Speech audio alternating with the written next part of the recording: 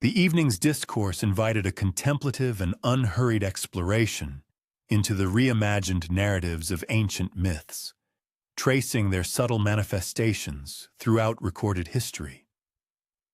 These were not the monumental sagas often celebrated in epic verse, but rather intimate instances where divine beings subtly intersected with mortal existence, their presence veiled within the mundane fabric of everyday life. To enhance this journey, listeners were encouraged to dim their ambient illumination, seek comfort beneath a warm covering, and allow the cacophony of the day to recede. The forthcoming narrative would unveil 10 distinct accounts, each a delicate echo from antiquity, illustrating how primordial forces found themselves entwined in profoundly human circumstances.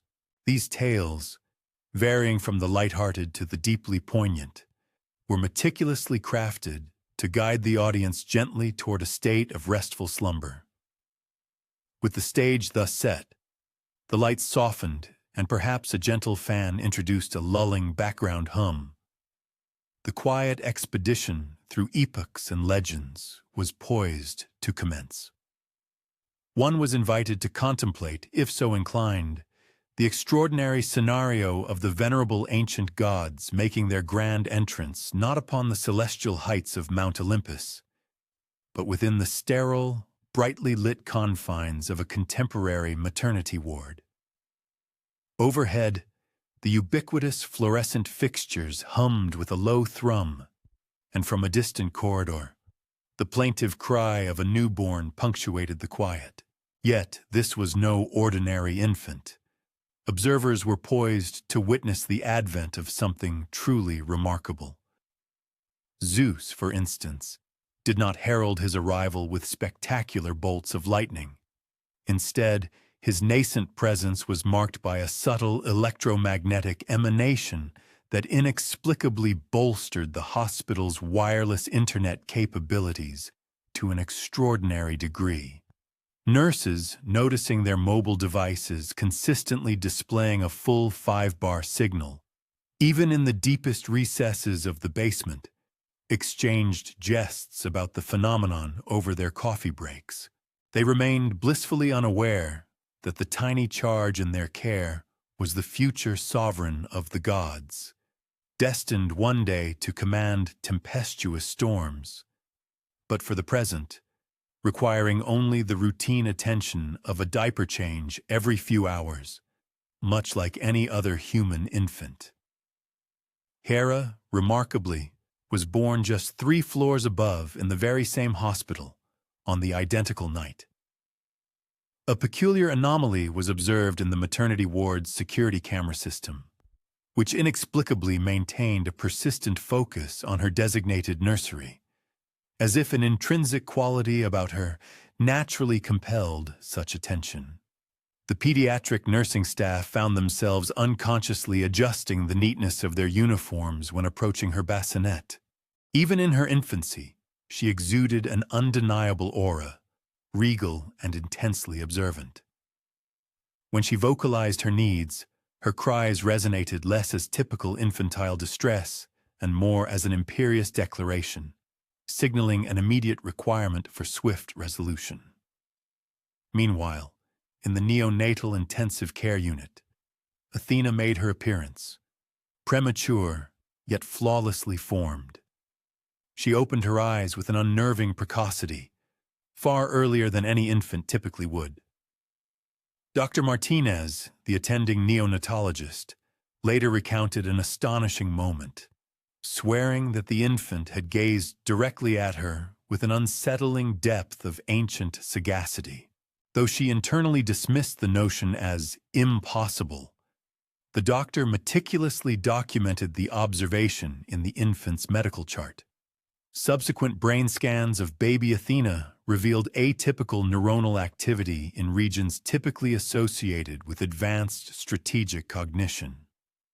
The medical team, perplexed, initially ascribed these readings to equipment malfunction, yet felt compelled to rerun the tests 3 additional times, just to be absolutely certain. Concurrently, in a different medical institution situated across the sprawling urban landscape, Apollo and Artemis were welcomed into the world as twins, born to a dedicated music teacher and a conscientious park ranger. Their delivery room became suffused with an inexplicable golden luminosity, which the attending medical professionals casually dismissed as merely the setting sun's rays streaming through the windows at a uniquely opportune angle. Apollo's inaugural cry possessed an almost ethereal musicality, a pure, resonant note that prompted everyone present to momentarily pause and smile. Artemis, in stark contrast, was born in profound silence, acutely alert, her striking silver-gray eyes meticulously observing every minute detail of the room around her. The twins' parents, Sarah and Mike, immediately began to notice a series of peculiar occurrences. Every plant within their home flourished with an unnatural vigor, growing far beyond conventional expectations. During their leisurely strolls, neighborhood felines consistently shadowed Artemis's stroller with an uncommon devotion. When Apollo cried, flocks of birds would gather outside their window, not in a state of alarm or agitation, but rather as if responding to an unspoken summons. Sarah cautiously broached these strange observations with her mother, who promptly attributed them to mere coincidence, yet Sarah harbored a persistent sense of doubt. In a tranquil suburb located approximately 40 minutes away, Aphrodite entered the world, born to parents who owned and operated a small, charming flower shop. Her delivery was remarkably uncomplicated and swift, and every individual who subsequently entered the hospital room invariably commented on the pervasive beauty of the surroundings. The quality of the afternoon light, the graceful drape of the curtains, and even the commonplace hospital blankets seemed imbued with an unusual elegance. Florists dispatched to deliver arrangements to the maternity ward found themselves instinctively selecting particularly exquisite bouquets, though they could offer no rational explanation for their choices. Baby Aphrodite rarely exhibited fussiness. Instead, she observed the world with eyes that appeared to possess an innate understanding of fundamental beauty and interconnectedness.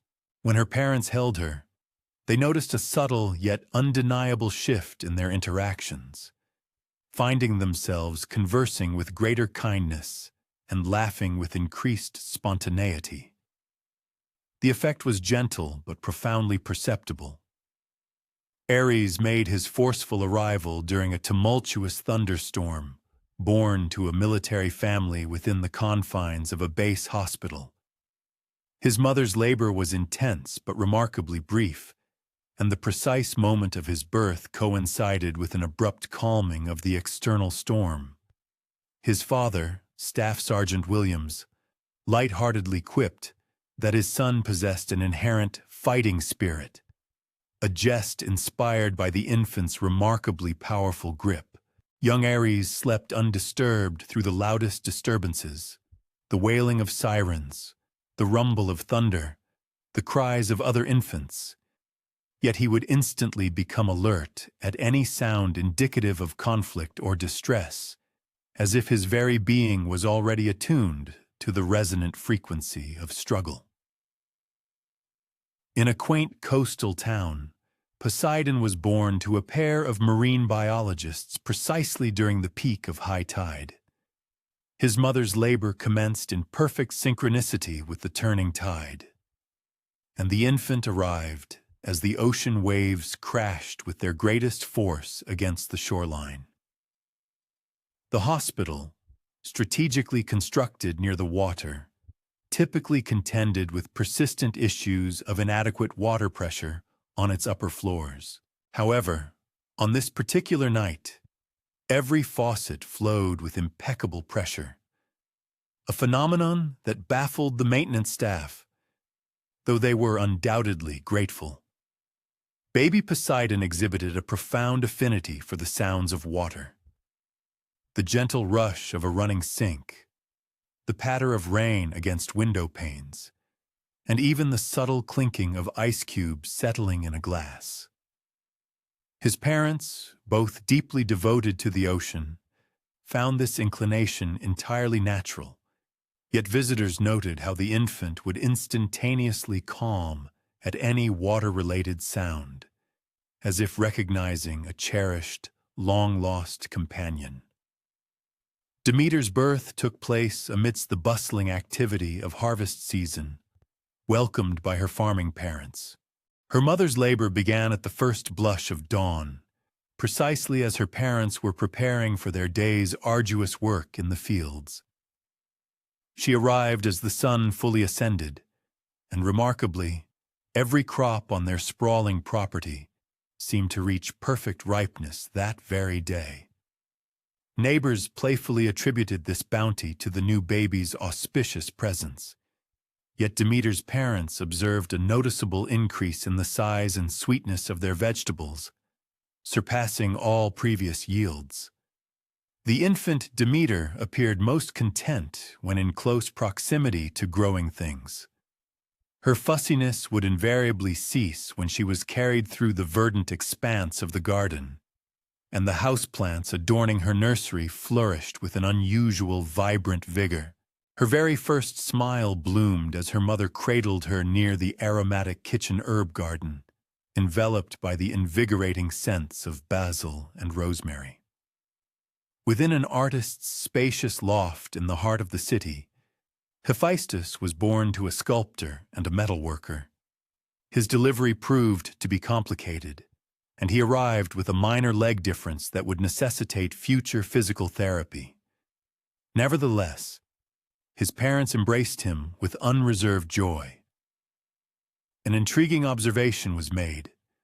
Every single tool within his father's workshop seemed to operate with enhanced efficiency following his birth. Joints that had previously been stiff now moved with remarkable fluidity, and metal that had once resisted manipulation became surprisingly pliable. Baby Hephaestus exhibited an intense fascination with textures and tools, instinctively reaching for his father's safely stored and meticulously cleaned hammers before showing interest in conventional toys. His tiny hands appeared to possess an innate comprehension of how objects fit together, how they functioned. His parents playfully conjectured that he would one day become an engineer, entirely unaware of the profound ancient truth embedded within their casual remark.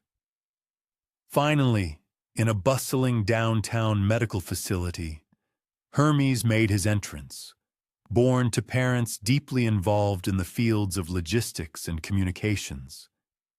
His delivery was remarkably rapid, so swift, in fact, that he very nearly arrived while his mother was in an elevator, mid-transit between floors. From his earliest moments, he displayed an astonishing level of alertness and mobility, achieving developmental milestones significantly ahead of schedule. He effortlessly rolled over, sat up, and began to crawl, all at an accelerated pace. His parents, employed by competing courier companies, consistently observed that on days when infant Hermes was particularly active, their respective delivery routes seemed to flow with unusual smoothness. Traffic lights would conveniently turn green at precisely the opportune moment. Packages would arrive earlier than anticipated, and communication with dispatch centers would be notably clearer than usual. These 12 infants, all born within the same calendar year and within the same expansive metropolitan area, matured into ostensibly normal children, distinguished only by subtle, almost imperceptible differences. They consistently excelled in specific domains, exhibited an undeniable affinity for particular natural elements, and exerted an unusual, often beneficial, influence upon their immediate environments. Their parents, encountering each other at pediatrician visits and children's playdates, gradually began to compare notes, thus forming an informal community centered around these bright, uniquely gifted children. As they progressed through childhood, attending the same schools and frequenting the same recreational parks, a fascinating phenomenon began to manifest. When these children were in close proximity to one another, their collective effects became noticeably more pronounced. Playground equipment seemed to acquire an inherent safety and resilience. Garden plots cultivated within the school's environmental program flourished with exceptional vitality. The school's wireless internet connection never experienced a single outage, and educators consistently noted how these particular children collaborated with an innate synergy, as if their acquaintance predated their few short years of earthly existence. One might ponder, then, the profound implications if divine power were to manifest not through spectacular, dramatic miracles, but rather as subtle, gentle enhancements to the fabric of everyday life. What if deities were to walk among humanity not as imposing, larger-than-life figures, but as unassuming children who, through their mere presence, rendered the world around them incrementally better, fostering greater interconnectedness and imbuing it with a touch more enchantment? Perhaps the fundamental question is not whether gods could conceivably be born into our modern world, but rather whether humanity would possess the discernment to recognize them if they were.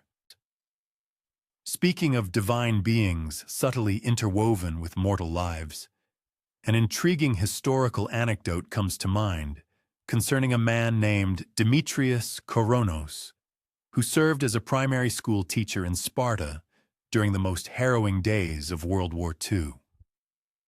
His surname, tellingly, signified thunder in ancient Greek. Despite his reputation as the gentlest educator the children had ever known, he could invariably be found each morning at precisely 6:30 a.m., diligently sweeping the steps of the small, unassuming stone schoolhouse, meticulously preparing the premises for another day of instructing children whose fathers were away fighting on distant battlefields and whose mothers labored longer and harder than ever before. Demetrius, a newcomer to the tranquil village, had established his presence just prior to the outbreak of war.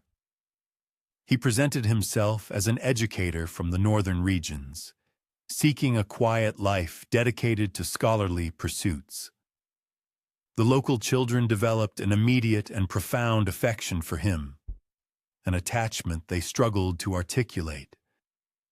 Indeed, the moment Demetrius stepped into a classroom, an almost palpable shift occurred. Even the most boisterous and inattentive pupils found themselves captivated, their focus drawn entirely to him.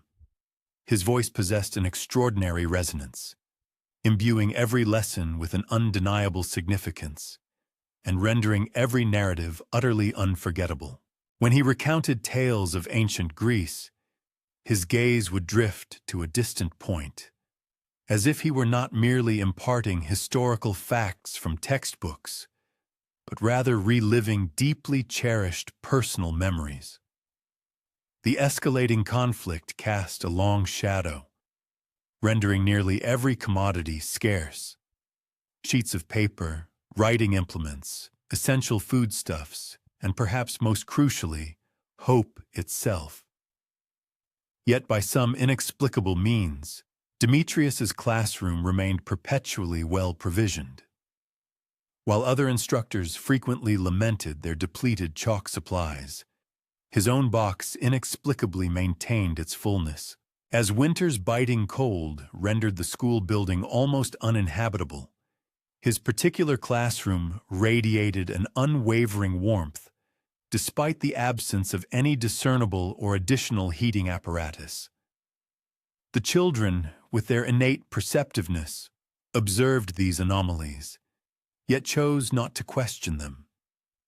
The adults, burdened by the immediate and overwhelming exigencies of wartime, had far more pressing concerns occupying their minds. Maria Stavros, a perceptive 8-year-old, was the initial individual to harbor the suspicion that their enigmatic teacher might possess qualities beyond the ordinary. During one particularly ferocious thunderstorm, which compelled other classes to cower fearfully beneath their desks, Demetrius, with an unruffled composure, deliberately flung open the windows. He then instructed his students to listen attentively. "The very sky is engaged in a profound discourse," he stated calmly, his voice cutting through the din. "Can you discern its message?"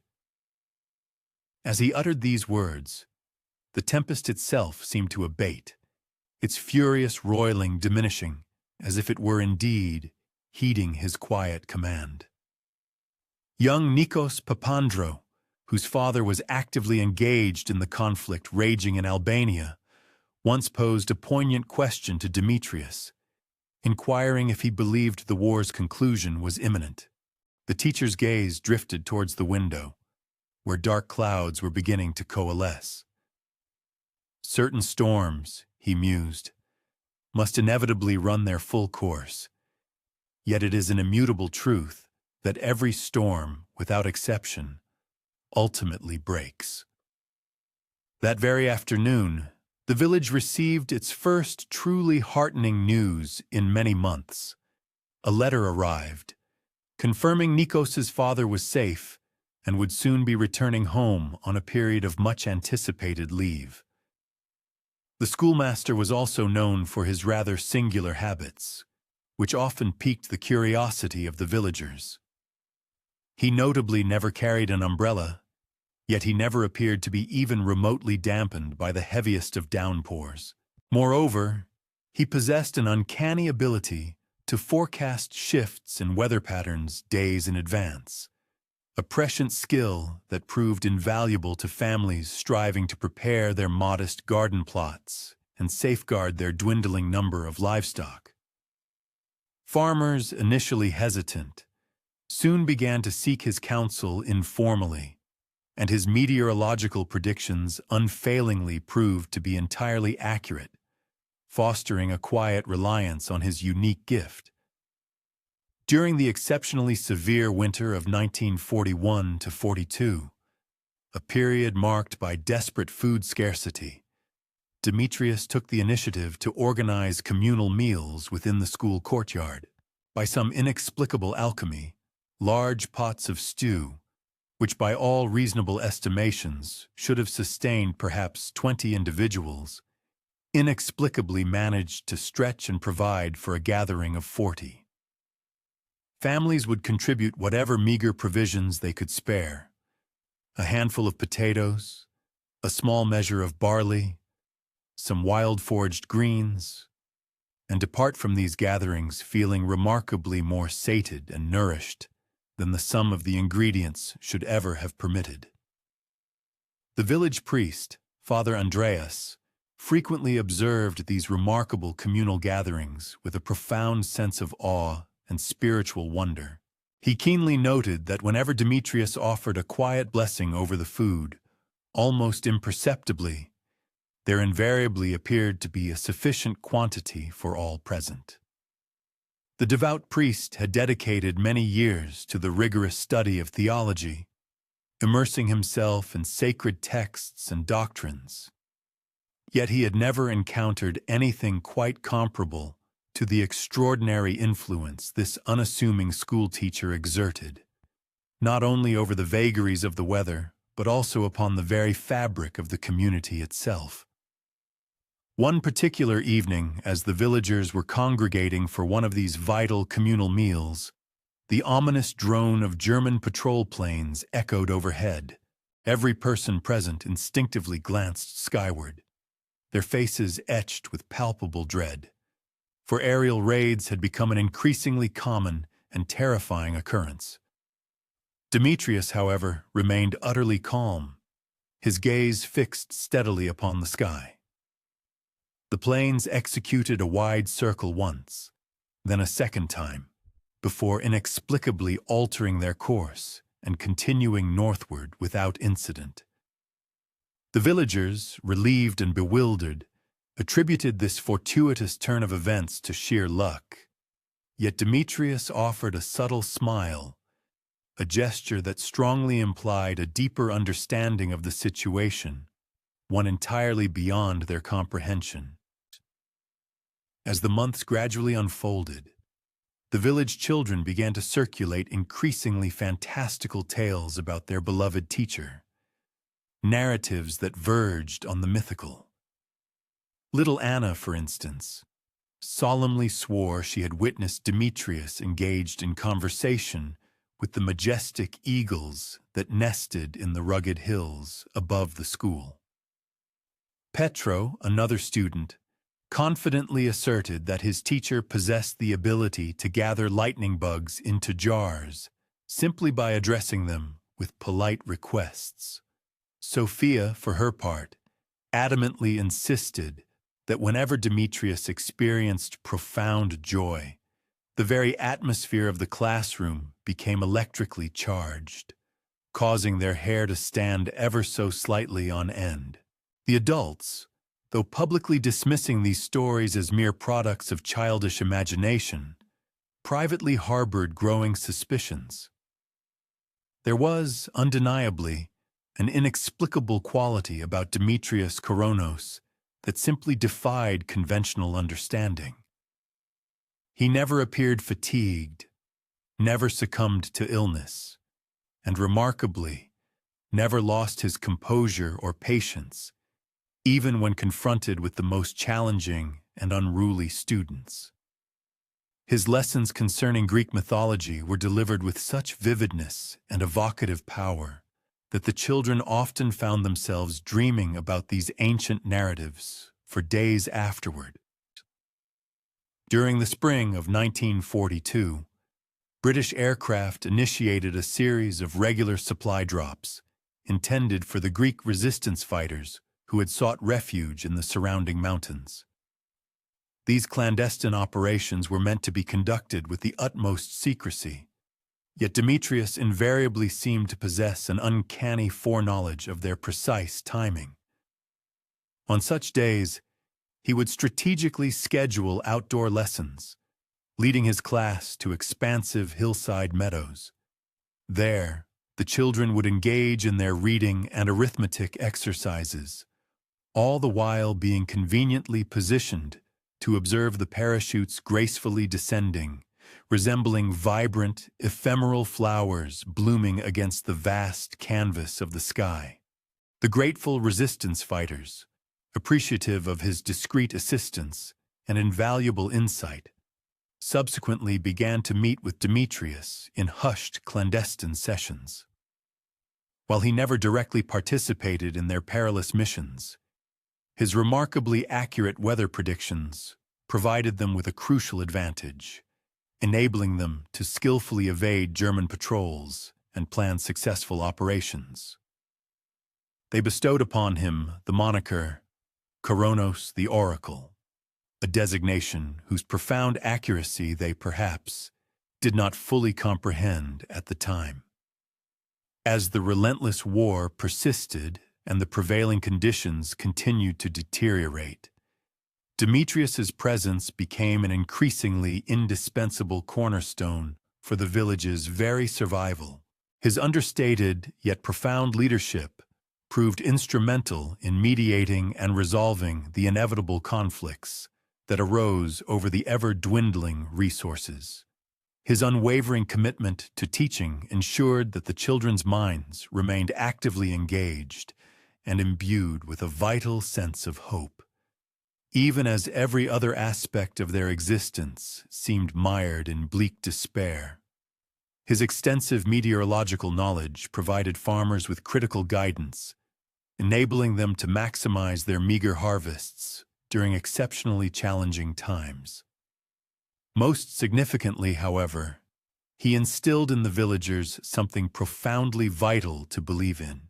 When he recounted the epic narratives of ancient heroes surmounting seemingly insurmountable obstacles, when he patiently explained the cyclical truth that all storms eventually dissipate and spring invariably returns, when he gazed at the heavens with an absolute and unshakable conviction in the promise of brighter days ahead, the villagers, against all odds, found themselves believing too, their spirits buoyed by his quiet fortitude.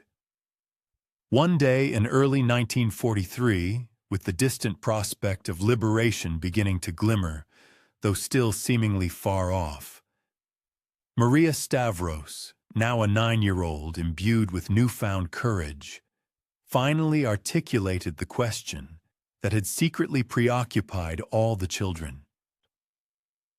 "Demetrius," she ventured, her voice a mix of awe and trepidation, "are you one of the ancient gods from the stories you tell us?" The teacher responded with a gentle smile, his hand coming to rest softly upon her head. For a fleeting moment, the very air around them seemed to visibly shimmer, carrying with it the subtle, invigorating scent of mountain rain and ozone. "What do you truly believe, little one?" he inquired softly, his gaze profound. "Does my identity truly matter? Or is it the actions we undertake for one another that hold the greater significance?" Maria, with the earnestness of youth, pondered this deeply philosophical question. She ultimately concluded that his presence, his unwavering commitment to helping them survive, to learn, and to retain hope, was of far greater consequence, regardless of his true nature. When the protracted war finally drew to its conclusion and the German forces commenced their retreat, the entire village erupted in a jubilant celebration, gathering in the familiar school courtyard. Demetrius stood quietly, almost imperceptibly, at the periphery of the joyous crowd, his gaze sweeping over his students and their families as they embraced, weeping tears of immense relief and profound happiness.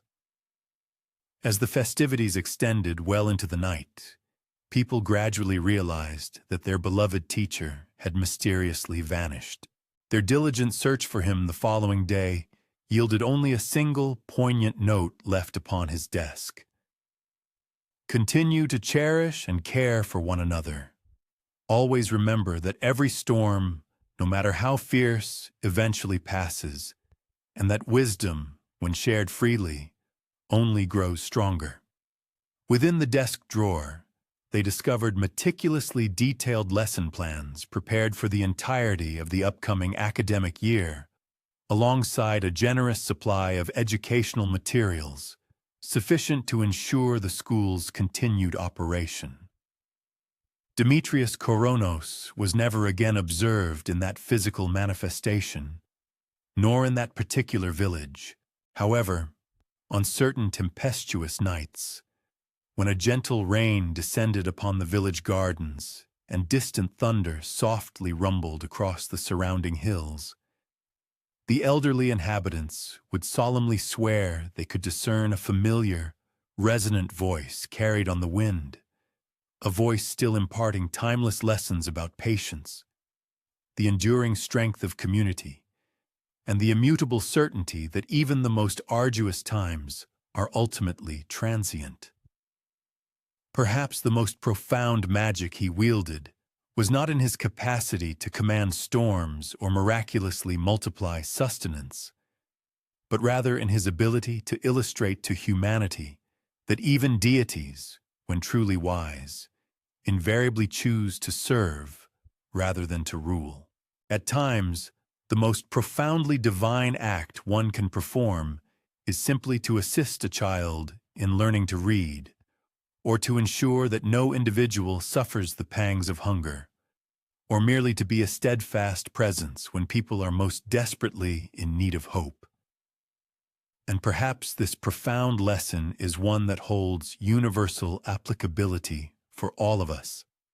Whether one perceives oneself as a god in self-imposed exile, or simply as a human striving to do their utmost during arduous periods, the wisdom imparted by divine teachers and patient deities invariably guides us toward yet another narrative of unassuming yet potent influence. This particular tale transports us to the rugged mountains of 19th-century Greece, following Napoleon's defeat, as the formidable Ottoman Empire still maintained its dominion over Greek territories. There lived an exceptional woman named Kyria Vasiliki, whose quiet yet resolute actions would ultimately reshape the prevailing attitudes of an entire region concerning marriage, personal independence, and the inherent rights of widows. One would have invariably discovered her each morning at the inaugural blush of sunrise, diligently traversing the terraced vineyards etched into the hillsides above the ancient village of Mistras. Her meticulous attention was devoted to inspecting the robust vines that, by some remarkable agricultural feat, consistently yielded the most exquisite grapes in the entire Peloponnese region. Vasiliki had been prematurely widowed 3 years prior, when her husband tragically perished in an unforeseen construction accident, leaving her to navigate life with 2 young children and a modest, yet remarkably fertile, plot of land. According to the deeply entrenched societal customs of the era, a widow was traditionally expected to remarry with considerable haste. This expectation was rooted in a practical confluence of factors: the imperative for protection, the necessity of financial support, and the desire to maintain social standing within the community. The village matchmakers, ever diligent in their duties, had conscientiously identified and presented several eminently suitable candidates. These included her late husband's brother, an arrangement considered traditional and often favored, as well as the mayor's eldest son, a match that would have undoubtedly conferred significant social and economic advantages. Yet Vasiliki, with an unwavering composure and an unyielding resolve, quietly, politely, and consistently declined every single offer extended to her. This steadfast refusal, however, did not manifest as rebellion in any overt or dramatic sense. Vasiliki never once raised her voice in protest, nor did she ever deliver grand, impassioned speeches challenging the established order. Instead, she simply conducted her life with such an extraordinary degree of competence and an innate, quiet dignity that people gradually began to question the perceived necessity of marriage itself. Her children flourished under her devoted and capable care, exhibiting a vitality and well-being that spoke volumes. Her vineyard, under her expert stewardship, consistently produced a superior vintage of wine, surpassing the yields of farms managed by multiple generations of men. Her humble home, though small, was perpetually spotless, always exuded a welcoming warmth, and somehow, miraculously, invariably held enough food to generously accommodate any unexpected guests who might arrive at her door. The village priest, Father Mallis, harbored initial reservations regarding this independent woman's potential disruption to the established communal framework, particularly concerning her unmarried status. However, upon visiting her humble residence with the intention of addressing these concerns, he encountered a scene that profoundly altered his perspective. He discovered her daughter engrossed in sophisticated literary works, proficient in both Greek and Turkish, while her son exhibited an understanding of arithmetic that significantly eclipsed the proficiency of the majority of the adult populace. Most remarkably, Vasiliki herself displayed an impressive command of jurisprudence, agrarian practices, and medical principles, knowledge that appeared to transcend the boundaries of her conventional schooling, suggesting a formidable intellect honed through self-directed study and practical experience. "From whence did you acquire such extensive expertise in legal matters?" he inquired, his tone imbued with a sincere desire for enlightenment. Vasiliki responded with a knowing smile, her gaze drifting towards a sturdy wooden coffer where she housed a repository of volumes and documents. "When one is compelled to safeguard the patrimony of one's progeny and secure personal autonomy," she explained with unadorned candor, "one invariably acquires the requisite expertise to navigate such complexities." Her words conveyed a profound, practical wisdom, hinting at the challenging circumstances that had necessitated her self-education. Her renown gradually permeated the village and surrounding hamlets. Whispers commenced circulating about the extraordinary widow. It was said she possessed a more profound comprehension of Ottoman land tenure regulations than the regional judicial authorities themselves, and could forecast meteorological phenomena with greater precision than cultivators possessing long-standing practical wisdom.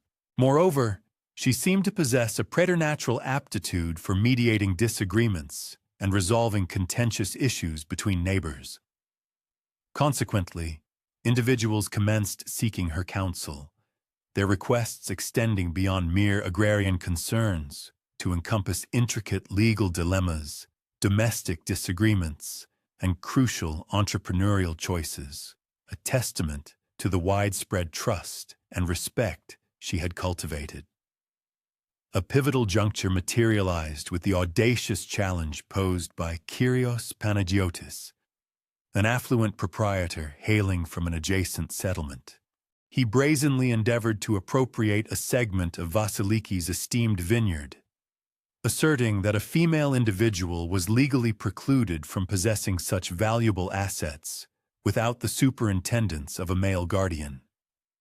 To bolster his spurious claim, Panagiotis presented ostensibly authoritative papers and was accompanied by 2 attesters who solemnly swore that Vasiliki's deceased spouse had pledged to divest himself of the property prior to his demise, attempting to exploit prevailing gender biases and legal ambiguities.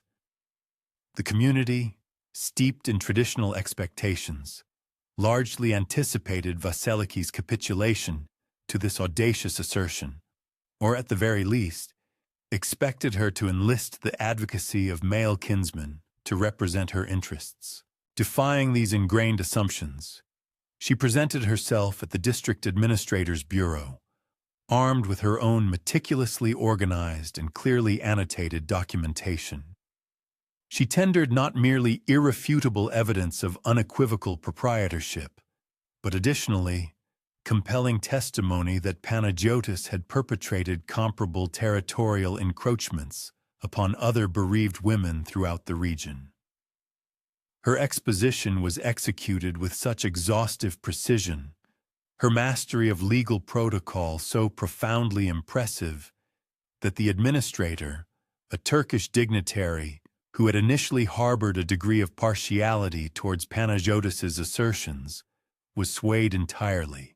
He instead rendered a verdict unequivocally in her favor, and furthermore, initiated a comprehensive inquiry into the landowner's other dubious acquisitions, a monumental victory that resonated far beyond her vineyard. Following this momentous triumph, a stream of numerous other women commenced soliciting Vasiliki's assistance, seeking guidance for their own contentious property disagreements, intricate inheritance inquiries, and various legal quandaries. Though she never levied a fee for her invaluable counsel, grateful families, in turn, began bestowing upon her an array of provisions, textiles, and implements, a testament to their profound appreciation. Her modest abode thus organically evolved into a de facto, informal legal assistance hub, serving the female populace across the mountainous hamlets. offering a beacon of hope and practical support. What rendered Vasiliki's influence singularly noteworthy was her methodological orientation to these pervasive problems. She never overtly assailed the prevailing societal hierarchy. Instead, she subtly elucidated how women could effectively navigate and thrive within its confines, provided they comprehended their veritable legal entitlements, rather than passively acquiescing to conventional constraints. Her instruction was profoundly practical. She painstakingly taught married women and bereaved spouses in the meticulous interpretation of property deeds, the intricacies of testamentary jurisprudence, and the systematic recording of their vital contributions to familial enterprises, thereby equipping them with the tools for self-advocacy within the established framework. Even the regional marriage brokers, initially vexed by her steadfast decision to remain unwed, commenced to begrudgingly acknowledge her autonomous prerogative upon witnessing the remarkable efficacy with which she administered her personal and financial matters. This profound shift in perception was revolutionary. Some matchmakers even initiated recommendations that the prospective brides under their aegis consider deferring matrimony until they had cultivated a more comprehensive grasp of their individual legal standing and pecuniary circumstances, an astounding departure from long-held traditions. In the dormant winter months, when agrarian labor in the vineyards significantly diminished, Vasiliki commenced orchestrating informal convocations within her home. These discreet assemblies provided an opportunity for women to acquire fundamental rudiments of literacy, numerical computation, and jurisprudential tenets. Crucially, these were by no means ostentatious political assemblies. They instead bore a striking resemblance to conventional female communal work sessions, characterized by spinning, weaving, and the meticulous preparation of sustenance. However, beneath this veneer of tradition, their discourse subtly gravitated towards pragmatic instruction and intellectual enrichment, rather than idle chatter and trivialities, cleverly embedding education within accepted social rituals. Her daughter Sophia flourished remarkably within this intellectually stimulating milieu, attaining such an exceptional level of erudition that the male village pedagogue frequently sought her counsel on intricate academic inquiries, a truly groundbreaking reversal of traditional roles. Concurrently, her son, Demetrius, was reared observing women as highly competent arbiters and veritable co-equal participants in the meticulous administration of domestic affairs, a profound influence on his developing worldview. It was unequivocally evident that both offspring were being meticulously equipped for trajectories that transcended conventional gendered expectations, primed for futures of expanded capability and independence. The paramount transformation manifested itself when numerous young women within the community, emboldened by Vasiliki's example, commenced petitioning their paternal figures to defer prearranged matrimonial unions. Their request was not for abolition, but for preparation. They sought to delay marriage until such a time as they could adequately equip themselves through Vasiliki's burgeoning informal educational initiative. In stark contrast to the customary brief interlude of a few months between formal betrothal and the nuptial ceremony, families, surprisingly, commenced granting a protracted period of a year or two, specifically for prospective brides to cultivate essential practical proficiencies and a comprehensive understanding of legal principles, a monumental shift in societal expectations. This profound societal recalibration yielded unforeseen advantages for all stakeholders within the community. Matrimonial unions, for instance, gained enhanced stability, primarily because women entered these commitments armed with pragmatic foresight and invaluable practical knowledge, leading to more resilient partnerships. Concurrently, familial units experienced increased prosperity, as wives were empowered to contribute with heightened efficacy to domestic financial stewardship and astute property administration, transforming them into indispensable economic assets. Moreover, even the male populace discovered that erudite spouses proved to be more intellectually stimulating companions and significantly more competent partners in life's journey, fostering deeper and more equitable relationships. Regional authorities, who had initially harbored suspicion towards any assembly perceived as potentially subversive to established authority, progressively acknowledged that Vasiliki's pervasive influence, far from undermining, actually bolstered communal equilibrium. Tangible evidence supported this realization. Contentious land disagreements diminished markedly. Familial enterprises operated with heightened efficiency, and the entire region cultivated a distinguished reputation for cultivating exceptionally capable women who, rather than jeopardizing the societal framework, demonstrably fortified their familial units. This shift in official perception underscored the profound, positive impact of her work. With the inexorable passage of time, Vasiliki steadfastly maintained her unmarried status, a conscious choice rather than a lack of opportunity. Despite numerous honorable gentlemen periodically proffering matrimonial overtures, she had meticulously fashioned an existence that profoundly fulfilled her intellectually, emotionally, and pragmatically, finding contentment and purpose in her independence. Her progeny matured into erudite, self-assured adults, a testament to her nurturing.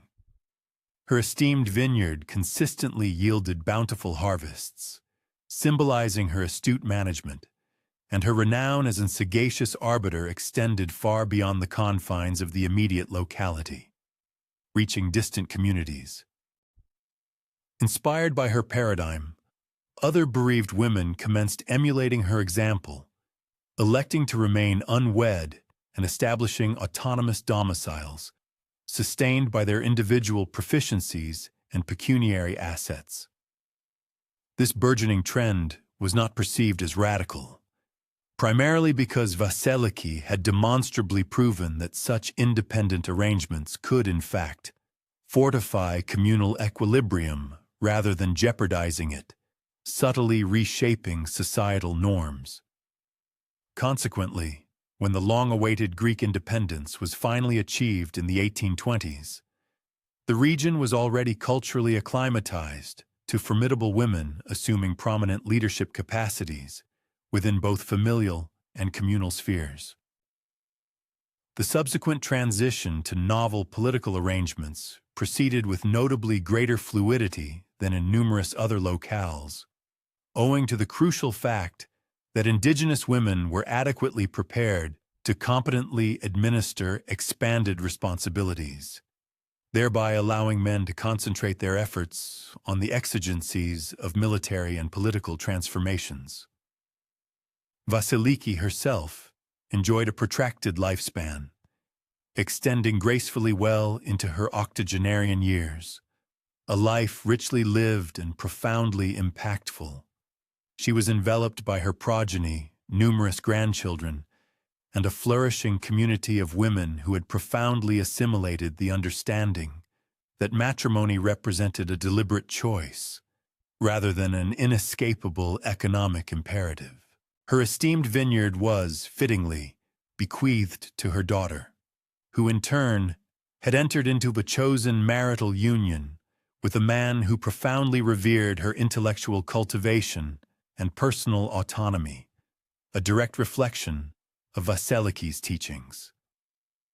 Her son, Demetrius, pursued a career as a dedicated pedagogue, steadfastly advocating for the comprehensive education of girls with the same rigor and depth afforded to boys, ensuring the perpetuation of his mother's enlightened principles. Towards the twilight of her life, when queried regarding her resolute decision to remain unwed, Vasiliki offered a profound and illuminating response. "I never inherently rejected the institution of matrimony itself," she explained with serene wisdom.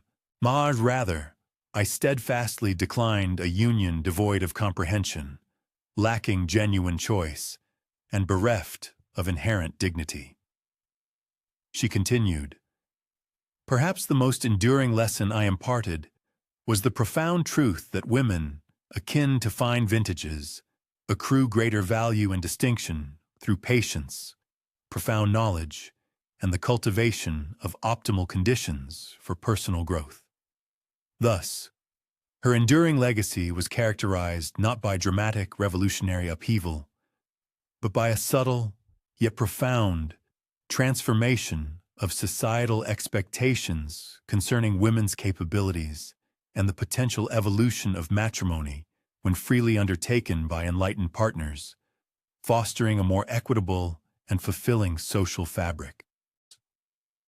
Indeed, sometimes the most indelible transformations do not emanate from overt conflict or tumultuous upheaval, but rather from the quiet resolve of competent individuals who, by merely embodying alternative modes of existence, illuminate the boundless spectrum of possibility for others. This understated methodology, it can be argued, often underpins the genesis of authentic societal evolution. It is not precipitated by ostentatious declarations or grandiose gestures, but rather by individuals who, with quiet conviction and consistent action, illustrate that divergent choices, made with integrity and wisdom, can ultimately culminate in universally superior outcomes, fostering a more progressive and harmonious community for all. The preceding narrative of quiet transformation through patient wisdom now yields to a different epoch, bringing us to the tumultuous landscape of 1970s Greece, a period overshadowed by military junta rule, where pervasive censorship and heightened political tension rendered even the simplest cultural expressions fraught with peril. It is within this challenging context that our attention turns to the fourth account, Apollo and the radio station of Thessaloniki, 1973. The very notion of quiet transformation, achieved through patient wisdom, now transports us to the challenging milieu of 1970s Greece, a period characterized by the oppressive dominion of the military junta.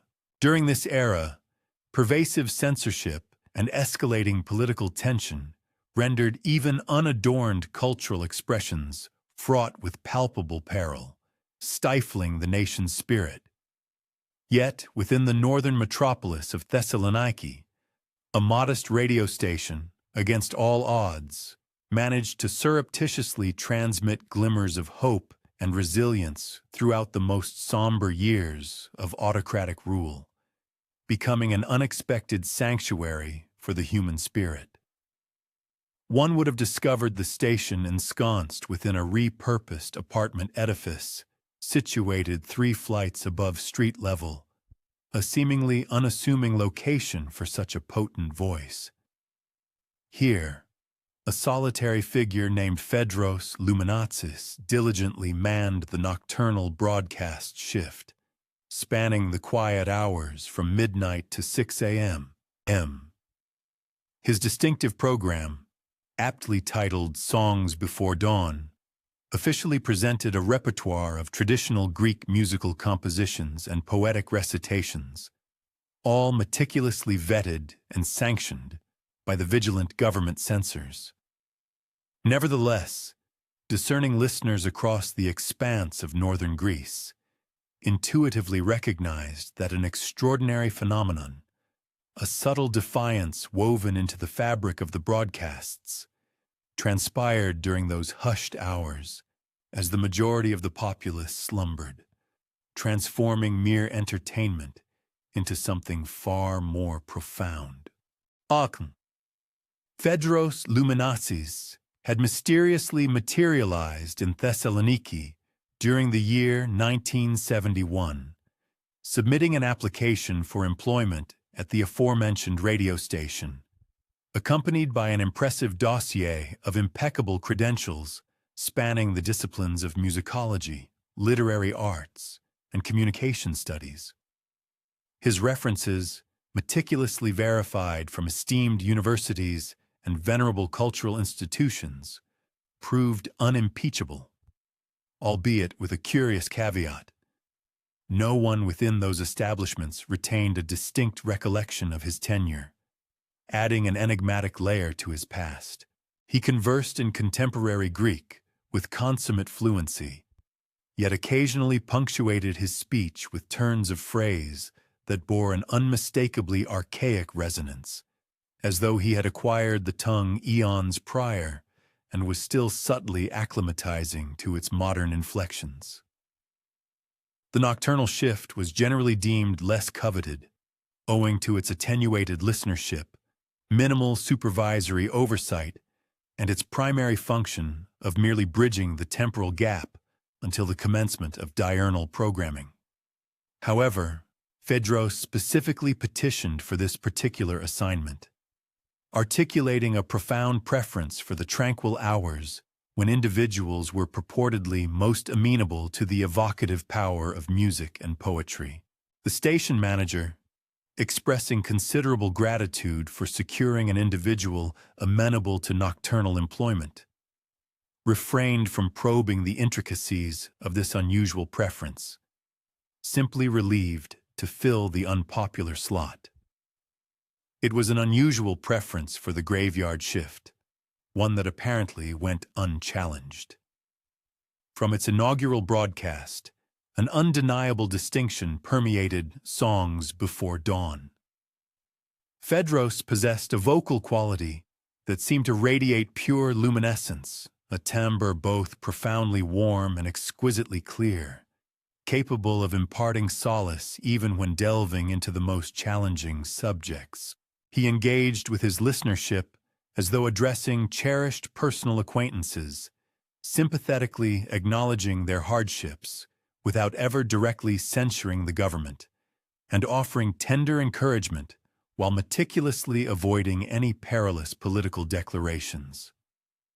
His chosen musical repertoire, while officially adhering to traditional forms, somehow conveyed profound messages that pure state propaganda could never hope to emulate. He presented ancient melodies extolling the virtues of liberty, poignant poems celebrating human resilience, and cherished folk songs depicting communities steadfastly supporting one another through arduous periods. The vigilant censors routinely granted approval for every selection, as each individual piece appeared innocuous on its own merits. Yet, the discerning audience perceived a much deeper, unspoken dialogue concerning the enduring power of hope and the necessity of steadfast endurance. Across the vast region, nocturnal laborers, dedicated nurses tending to the ailing, vigilant security guards patrolling silent premises, industrious taxi drivers navigating the deserted streets, and skilled bakers meticulously preparing the morning's bread, progressively came to rely upon Phaedros's program to render their solitary hours more endurable. His resonant voice permeated the enveloping darkness, forging a profound connection among isolated individuals, uniting them into an ethereal community of listeners who derived immense fortitude from their shared cultural heritage and a subtle yet potent form of quiet defiance. Maria Katsiou, a compassionate nurse at the bustling city hospital, would later recount how Phaedros seemed to possess an almost uncanny intuition regarding precisely what his audience required to hear. On those nights when widespread political arrests had plunged countless families into profound anxiety, he would thoughtfully select particularly soothing and comforting musical pieces. When severe economic pressures rendered daily existence increasingly arduous, he would share evocative poetry extolling perseverance and the vital spirit of community solidarity. And when the grip of censorship tightened perceptibly, he would ingeniously devise creative methods to celebrate the rich tapestry of Greek heritage, subtly reminding people of values far more profound and enduring than transient political control. The program's most extraordinary attribute lay in Phaedros's masterful approach to handling listener requests. Individuals were encouraged to telephone or dispatch written correspondence, soliciting specific songs for beloved family members, cherished friends, or to commemorate significant milestones. With an almost magical precision, he invariably seemed to possess the exact musical piece, perfectly suited for each unique circumstance, even for requests involving melodies that had long receded from popular memory, or poetry collections that were notoriously difficult to procure. University students, particularly those engrossed in the study of classical antiquity and literature, began to deliberately prolong their waking hours to tune into songs before dawn. This was primarily because Phaedros would, on occasion, impart illuminating insights into ancient Greek texts, wisdom that remained conspicuously absent from any standard academic textbook. His comprehension of classical poetry appeared astonishingly profound and deeply personal, almost as if he had been a contemporary witness to the original creation of these timeless works. Throughout 1973, as political tensions escalated ominously and the military junta's authoritarian grip became increasingly oppressive, Phaedros's program ascended to an even greater pinnacle of importance for its devoted listeners. He steadfastly refrained from issuing any direct political pronouncements, yet his meticulous and thoughtful curation of Greek cultural heritage served as a powerful reminder to the populace of their nation's long and storied history of enduring through arduous periods and ultimately triumphing over tyranny. The program's pervasive influence transcended the mere realm of entertainment. Dedicated teachers began to seamlessly integrate songs and poems sourced from Songs Before Dawn into their classroom curricula, ingeniously finding avenues to safeguard Greek cultural education despite the escalating governmental restrictions. Families frequently converged around their radios during the program's broadcast, utilizing the evocative music as cherished opportunities to exchange treasured stories and steadfastly uphold connections to deeply ingrained traditions that pervasive political pressure relentlessly sought to suppress. Perhaps most significantly, Phaedros meticulously fostered a vital sense of continuity, bridging Greece's venerable ancient heritage with its contemporary struggles.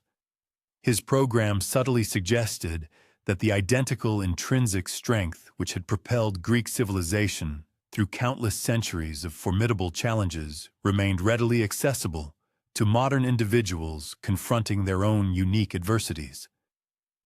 Remarkably, the radio station's technical apparatus consistently performed with unusual excellence during Phaedros's shifts.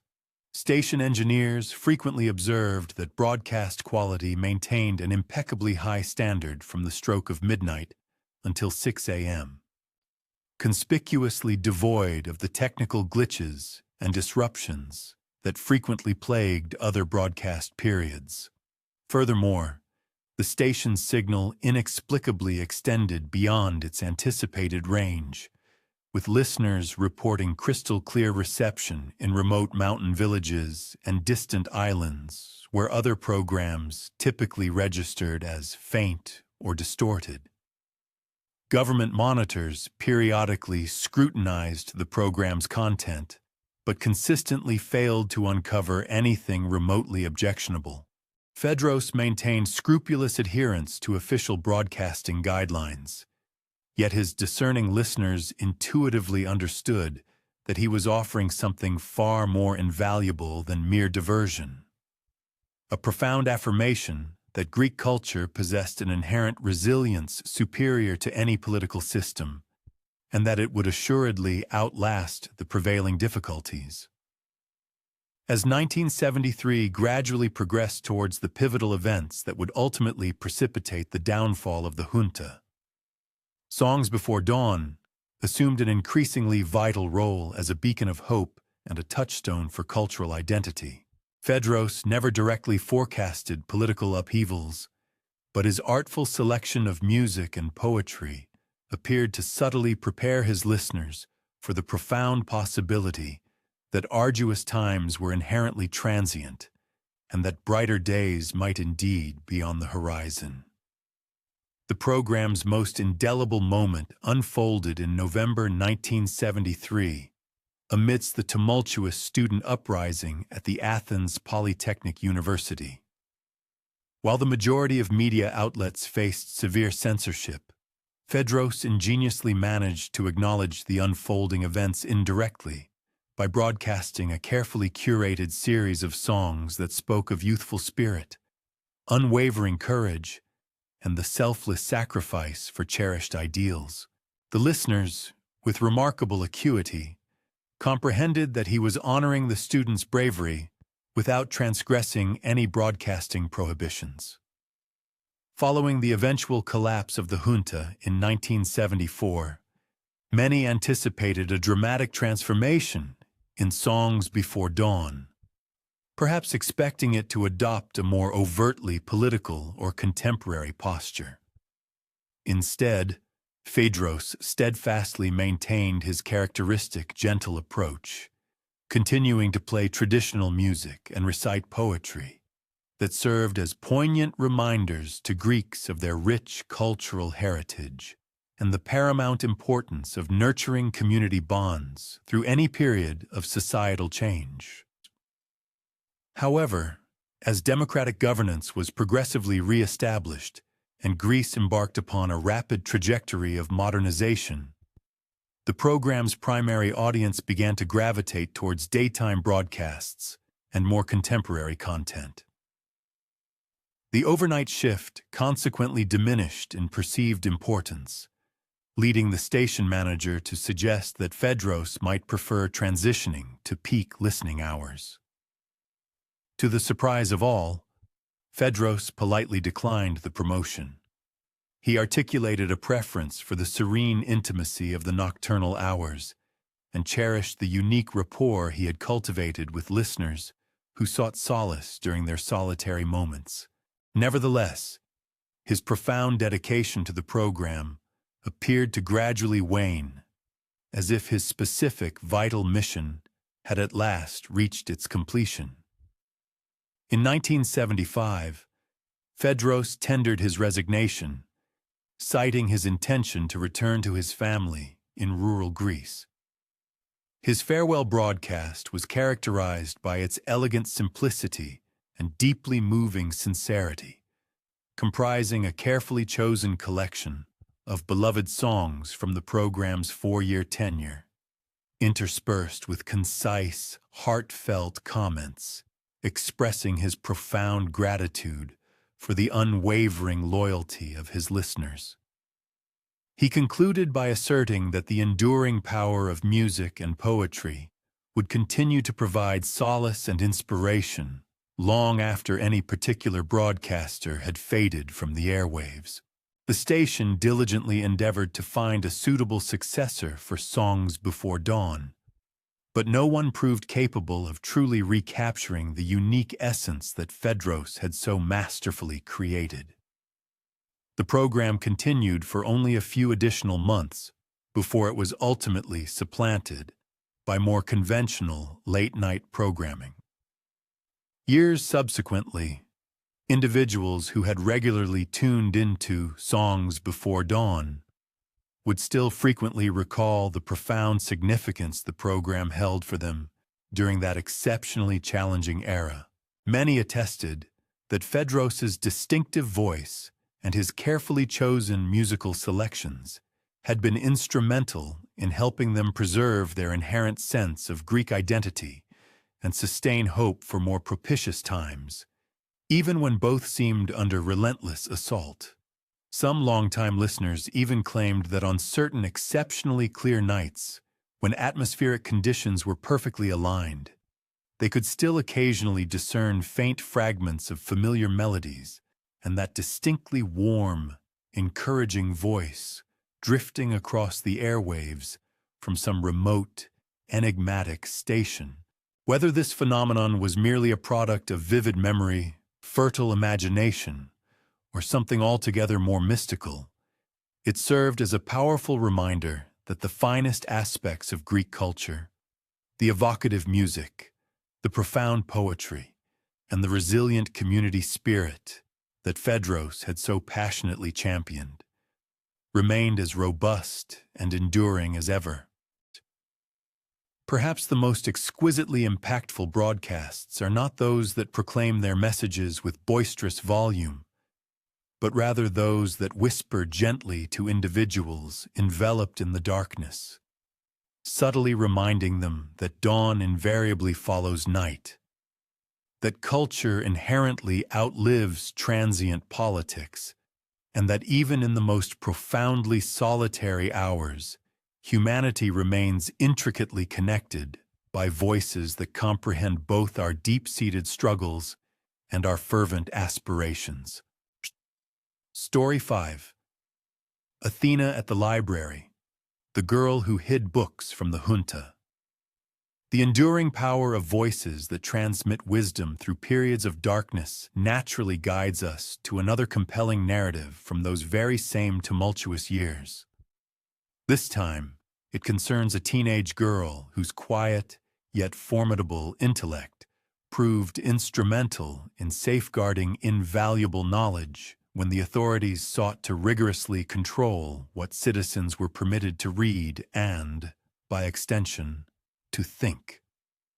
One would have invariably discovered her every afternoon subsequent to school hours, nestled within the subterranean depths of the Athens Municipal Library. She was a serious and studious 15-year-old named Sophia Strategou, whose prominent, thick-rimmed glasses and meticulously composed demeanor rendered her almost imperceptible amidst the towering stacks of books and rows of filing cabinets. Sophia's father held the respected position of a librarian, while her mother served as a primary school teacher, thus ensuring that Sophia herself had matured in an environment saturated with books, much in the same way other children might grow up surrounded by toys and games. When the military junta systematically tightened its authoritarian grip over the realms of education and publishing in 1972, the library began to receive increasingly frequent visitations from government officials, who arrived bearing extensive lists of prescribed books, magazines, and periodicals. Any material deemed politically subversive, morally questionable, or in any way contrary to the regime's carefully constructed narrative of Greek values was mandated for immediate removal from public circulation. The directive was clear. Certain publications were to be removed from circulation immediately. Sophia observed her father, a man who had meticulously dedicated years to the careful cataloging and acquisition of these very volumes, reluctantly packing them into boxes. Profound philosophical treatises, incisive political analyses, works of modern literature, and historical accounts that offered perspectives divergent from the official narratives. All were systematically expunged from the library's public shelves. The once bustling library became conspicuously subdued. Its intellectual vibrancy diminished as patrons discovered a stark scarcity of compelling materials for both rigorous research and leisurely perusal. Yet, Sophia's observant eye discerned a crucial detail that the government officials, in their zealous pursuit of control, had entirely overlooked. The subterranean levels of the library housed expansive storage areas, utilitarian maintenance rooms, and numerous forgotten nooks where decades of older acquisitions resided, awaiting various stages of cataloging and organization. These neglected chambers were enveloped in dust, inadequately illuminated, and generally bypassed by staff and patrons alike, save for the occasional, unavoidable maintenance task. Rather than passively permitting the prescribed books to suffer destruction or complete removal from the premises, Sophia embarked upon a clandestine endeavor she privately dubbed the alternative collection. Auden, diligently working during the hours after school and throughout the weekends, she meticulously relocated the prohibited materials to secure concealed locations dispersed throughout the basement. In doing so, she ingeniously established a shadow library, a covert sanctuary designed to safeguard invaluable intellectual resources for future generations.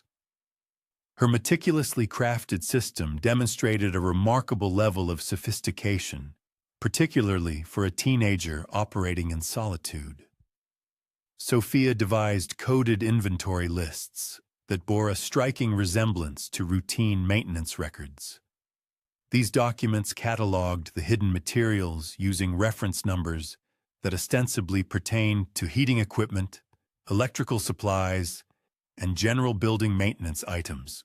Only Sophia possessed the key to decipher this intricate cipher, understanding that, for instance, heating unit 347 was actually a cryptic reference to a precious collection of political philosophy texts secreted behind the building's formidable main furnace. Sophia's audacious project demanded not only meticulous planning, but also an unwavering commitment to absolute discretion. She was compelled to transport the books gradually, just a few at a time, to meticulously avoid any hint of detection. Furthermore, she faced the daunting challenge of identifying hiding places that offered impregnable security against both casual discovery and any systematic, targeted searches. Most critically, she had to maintain a facade of normal appearance and behavior, ensuring that no one harbored the slightest suspicion regarding her subterranean preservation efforts. Intriguingly, her academic performance during this period actually saw a notable improvement, an outcome not in spite of the additional clandestine work, but directly because of it. The intricate management of the hidden collection necessitated the development of advanced organizational skills, broadened her understanding of diverse academic subjects, and sharpened her grasp of complex systems of information management. Her teachers, entirely unaware of her true extracurricular pursuits, commended her dedication to library work. Oblivious to the fact that her most profound education was unfolding after hours in the library's secluded basement. The most formidable challenge inherent in Sophia's ambitious project was the profound responsibility of determining which materials merited preservation priority.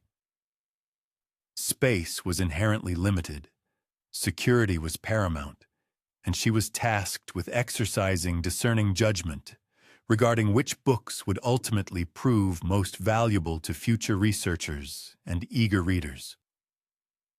This intellectual crucible compelled her to cultivate a sophisticated understanding of intellectual importance and historical significance.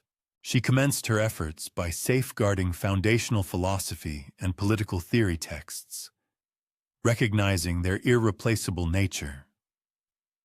Subsequently, she incorporated literary works that encapsulated crucial cultural perspectives, scientific texts that might prove indispensable for future advancements, and historical documents that offered alternative narratives to the officially sanctioned versions of events. Each meticulously assembled hidden collection thus evolved into a carefully curated sample of intellectual freedom, valiantly preserved against the encroaching tide of political oppression. As time progressed, Sophia began cultivating discreet relationships with university students and faculty members who were increasingly grappling with severely constrained research resources.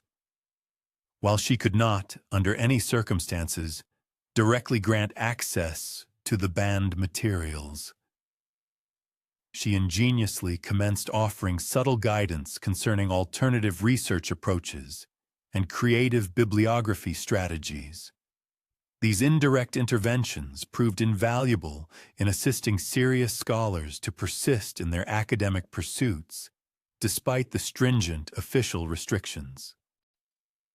Professor Janis Kinos, a distinguished scholar of classical studies at the University of Athens, later recounted his conversations with a remarkably knowledgeable teenage library assistant.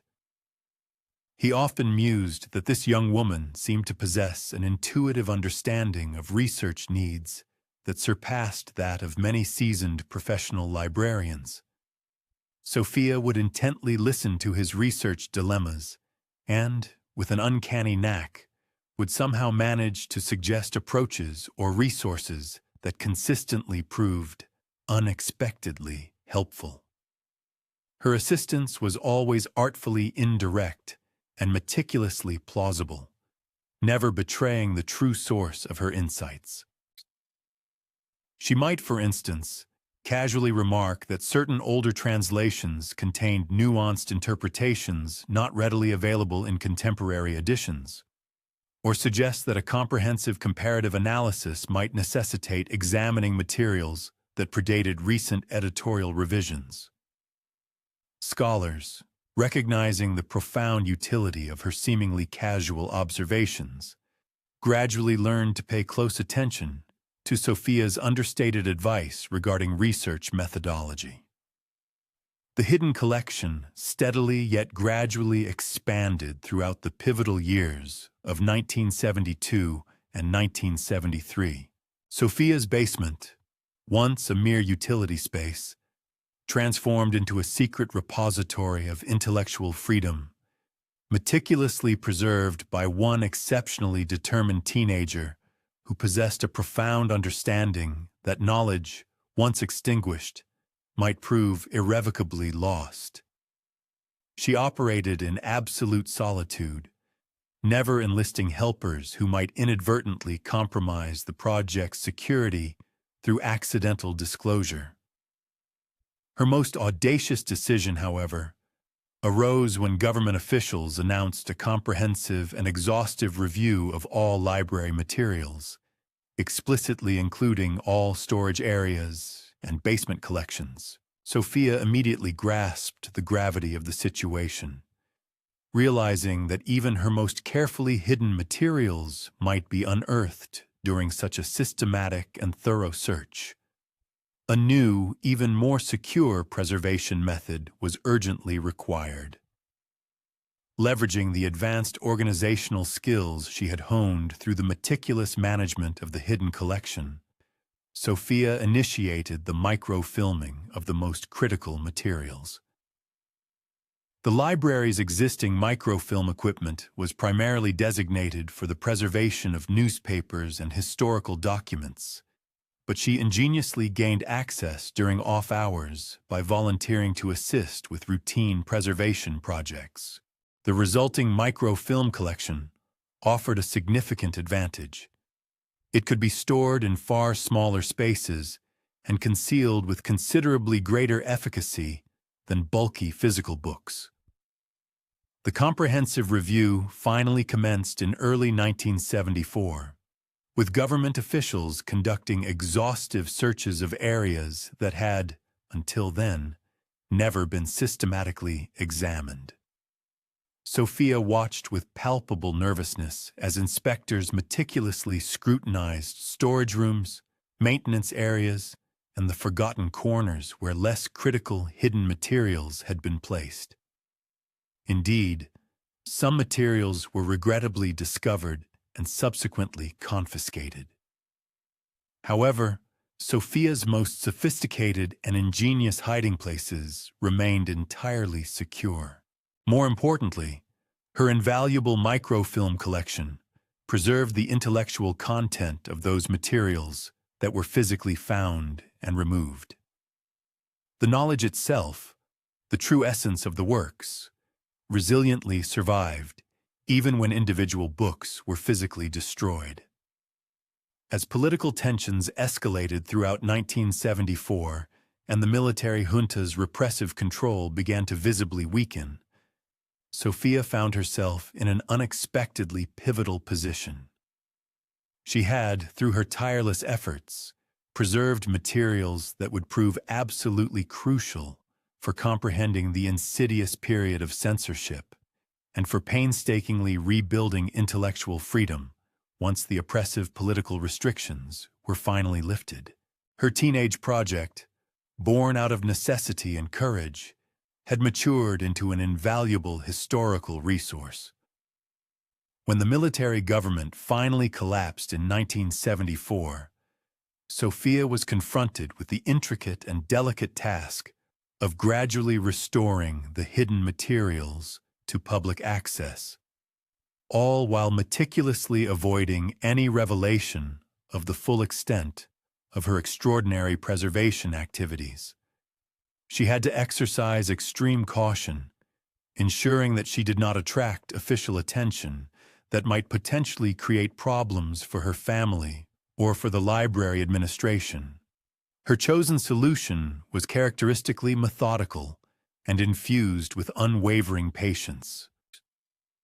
Over the ensuing months, previously banned materials began to subtly reappear within the library's collection, creating the impression that they had merely been misplaced during routine organizational activities, rather than deliberately sequestered for urgent political reasons. Sophia's meticulous documentation allowed her to gradually restore these materials without generating any suspicion about systematic preservation efforts. University researchers soon began to notice that the Athens Municipal Library seemed to possess remarkably complete collections of materials that were exceedingly difficult to locate elsewhere. Scholars who had endured years of struggling with severely limited resources during the junta era discovered, to their profound relief, that their research could now resume with full access to sources they had long assumed were permanently lost. Sophia, true to her nature, never publicly discussed her clandestine preservation activities.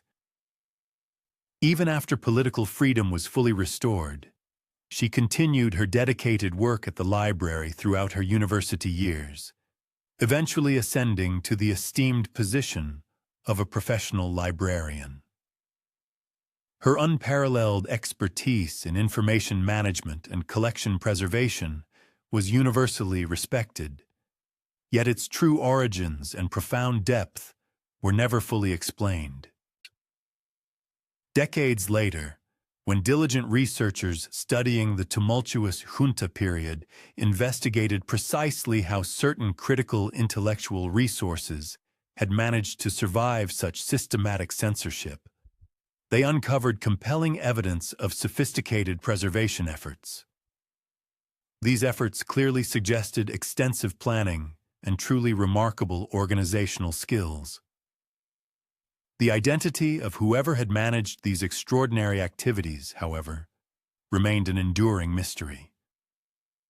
Sophia, by then the venerable head librarian, would occasionally allow a faint smile to grace her lips when younger colleagues marveled at the library's exceptionally rich historical collections and pondered how such an abundance of material had survived such a difficult period. She would simply observe, with a knowing wisdom, that books, much like ideas themselves, were far harder to destroy than authorities usually realized, and that determined individuals could always find ingenious ways to preserve what truly mattered most. Her enduring legacy was not merely the physical materials she so courageously preserved, but also the profound understanding she cultivated regarding the inextricable relationship between knowledge and freedom. She had learned through her own daring actions that intellectual liberty demanded not only unhindered access to information, but also the active and courageous protection of that access by people willing to undertake significant personal risks for the collective benefit of society.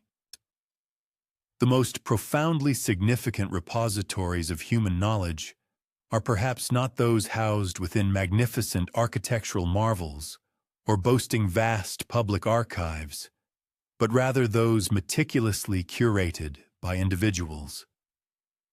These unsung custodians comprehend that the safeguarding of information, particularly in times of suppression, often constitutes a subtle yet potent act of defiance. They represent the sagest guardians of intellectual autonomy, frequently operating in clandestine obscurity, diligently ensuring that fundamental truths endure until a period arises when they can be brought forth into the public consciousness without peril. This theme of quiet valor in preserving invaluable knowledge amidst perilous circumstances naturally leads us to an earlier epoch in Hellenic chronicles, a period when distinct forms of bravery were imperatively demanded during the global conflagration known as the Great War. It was within the sodden, treacherous trenches of the Macedonian front in the year 1917 that a particular soldier, Sergeant Polemos, distinguished himself. His peculiar philosophy and practical application of military engagement were utterly unlike anything his fellow combatants had ever encountered or imagined. One would invariably discover him during the unforgiving desolation of the winter months, not ensconced in the comparatively comfortable and warm precincts of the officers' quarters, as might be reasonably anticipated. Instead, he consistently chose to share the most frigid, most vulnerable outposts with the freshest recruits and the most trepidatious conscripts. Polemos, notably advanced in years compared to the majority of servicemen, had willingly enlisted for military duty, asserting a profound personal obligation to defend Greek soil against any foreign incursion or occupation. His given name, which in ancient Greek signified war, often elicited a degree of wry amusement among his comrades. However, his conduct during actual combat proved to be a source of profound bewilderment for them. Polemos displayed an absolute absence of fear when under enemy fire, possessing an almost preternatural ability to anticipate the adversary's maneuvers with startling precision. Furthermore, he demonstrated an extraordinary aptitude for preserving the lives of his men even in the most ostensibly impossible and dire situations. Yet, he derived no discernible pleasure from inflicting death and consistently exhibited an uncommon degree of deference towards enemy combatants, even those actively endeavoring to end his life. The intricate network of trenches that snaked along the Macedonian front presented a veritable nightmare of pervasive mud, rampant disease, soul-crushing monotony, and abrupt, terrifying violence. Soldiers succumbed to the relentless barrages of artillery, the insidious accuracy of sniper fire, the suffocating effects of poison gas, and debilitating infections that proliferated with terrifying speed in the appallingly unsanitary conditions. Morale remained perpetually precarious, a fragile commodity. Maintaining discipline necessitated unceasing reinforcement, and the very act of survival largely hinged upon sheer happenstance and the demonstrated efficacy of immediate commanding officers. Sakum Polomos ascended to the rank of sergeant, not through the conventional channels of political influence or extensive formal military instruction, but because his fellow soldiers instinctively gravitated towards and readily submitted to his leadership during moments of acute crisis. When hostile assaults commenced, he appeared to possess an innate understanding of precisely where to position his men to maximize their protection and minimize casualties. When crucial supply lines were severed or disrupted, he ingeniously devised methods to ensure his unit remained adequately provisioned and equipped. In instances where conventional medical assistance was unavailable, his profound grasp of field medicine proved instrumental in preserving lives that would otherwise have been tragically forfeited. What rendered his leadership truly exceptional was his unique philosophical stance regarding combat itself. Most effective military leaders typically either cultivated an emotional disengagement from the brutal realities of violence, or adeptly learned to harness feelings of anger and aggression, transforming them into tangible tactical advantages. Polomos, by contrast, seemed to perceive warfare as a lamentable, unavoidable necessity, one that demanded the utmost level of professional skill precisely because the ramifications of any misjudgment or incompetence were so utterly devastating and far-reaching. Private Stavros Demetriou, who served diligently under Sergeant Polomos for a period of 8 months, subsequently chronicled his observations in his personal journal. He wrote, "The sergeant engages in battle like a man who has witnessed every conceivable iteration of armed conflict, and has distilled from these experiences the profound truth that the only victory truly worth attaining is the one achieved at the lowest possible cost in human lives, on both sides.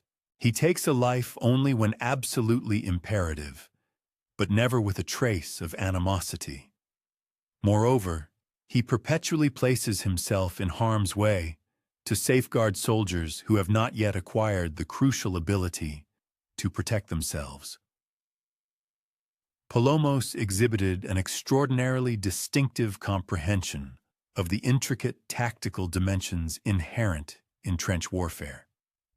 He possessed an intuitive understanding of topographical features, meteorological patterns, and the psychological nuances of the enemy, insights that appeared to stem from an incredibly vast and profound reservoir of experience.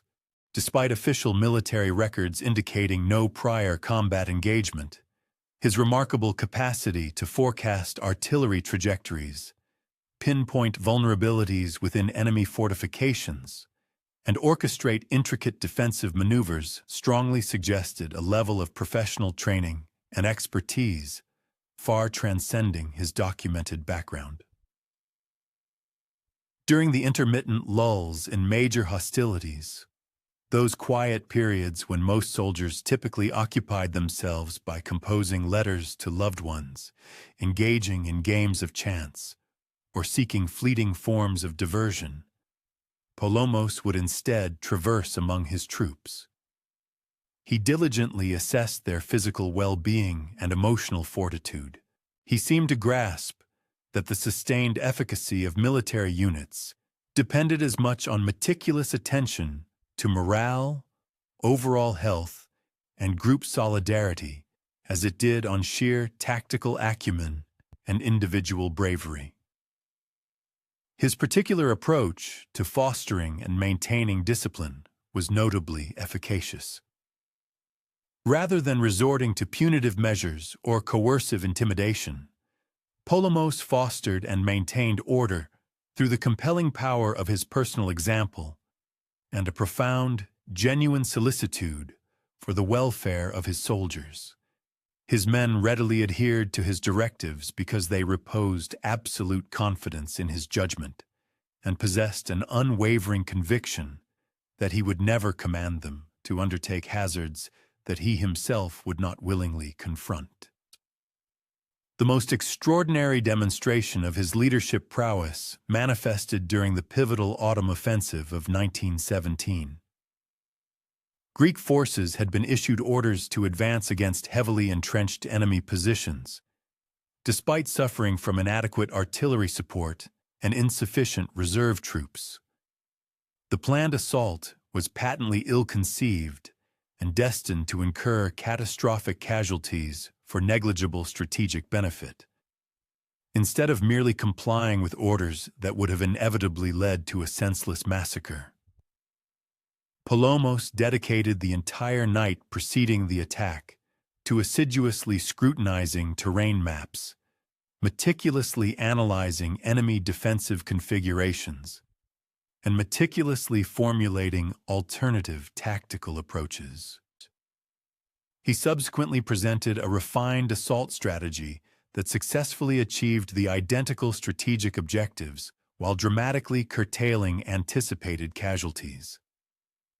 This was accomplished by astutely exploiting inherent vulnerabilities in the enemy's positions that had entirely escaped the notice of higher command.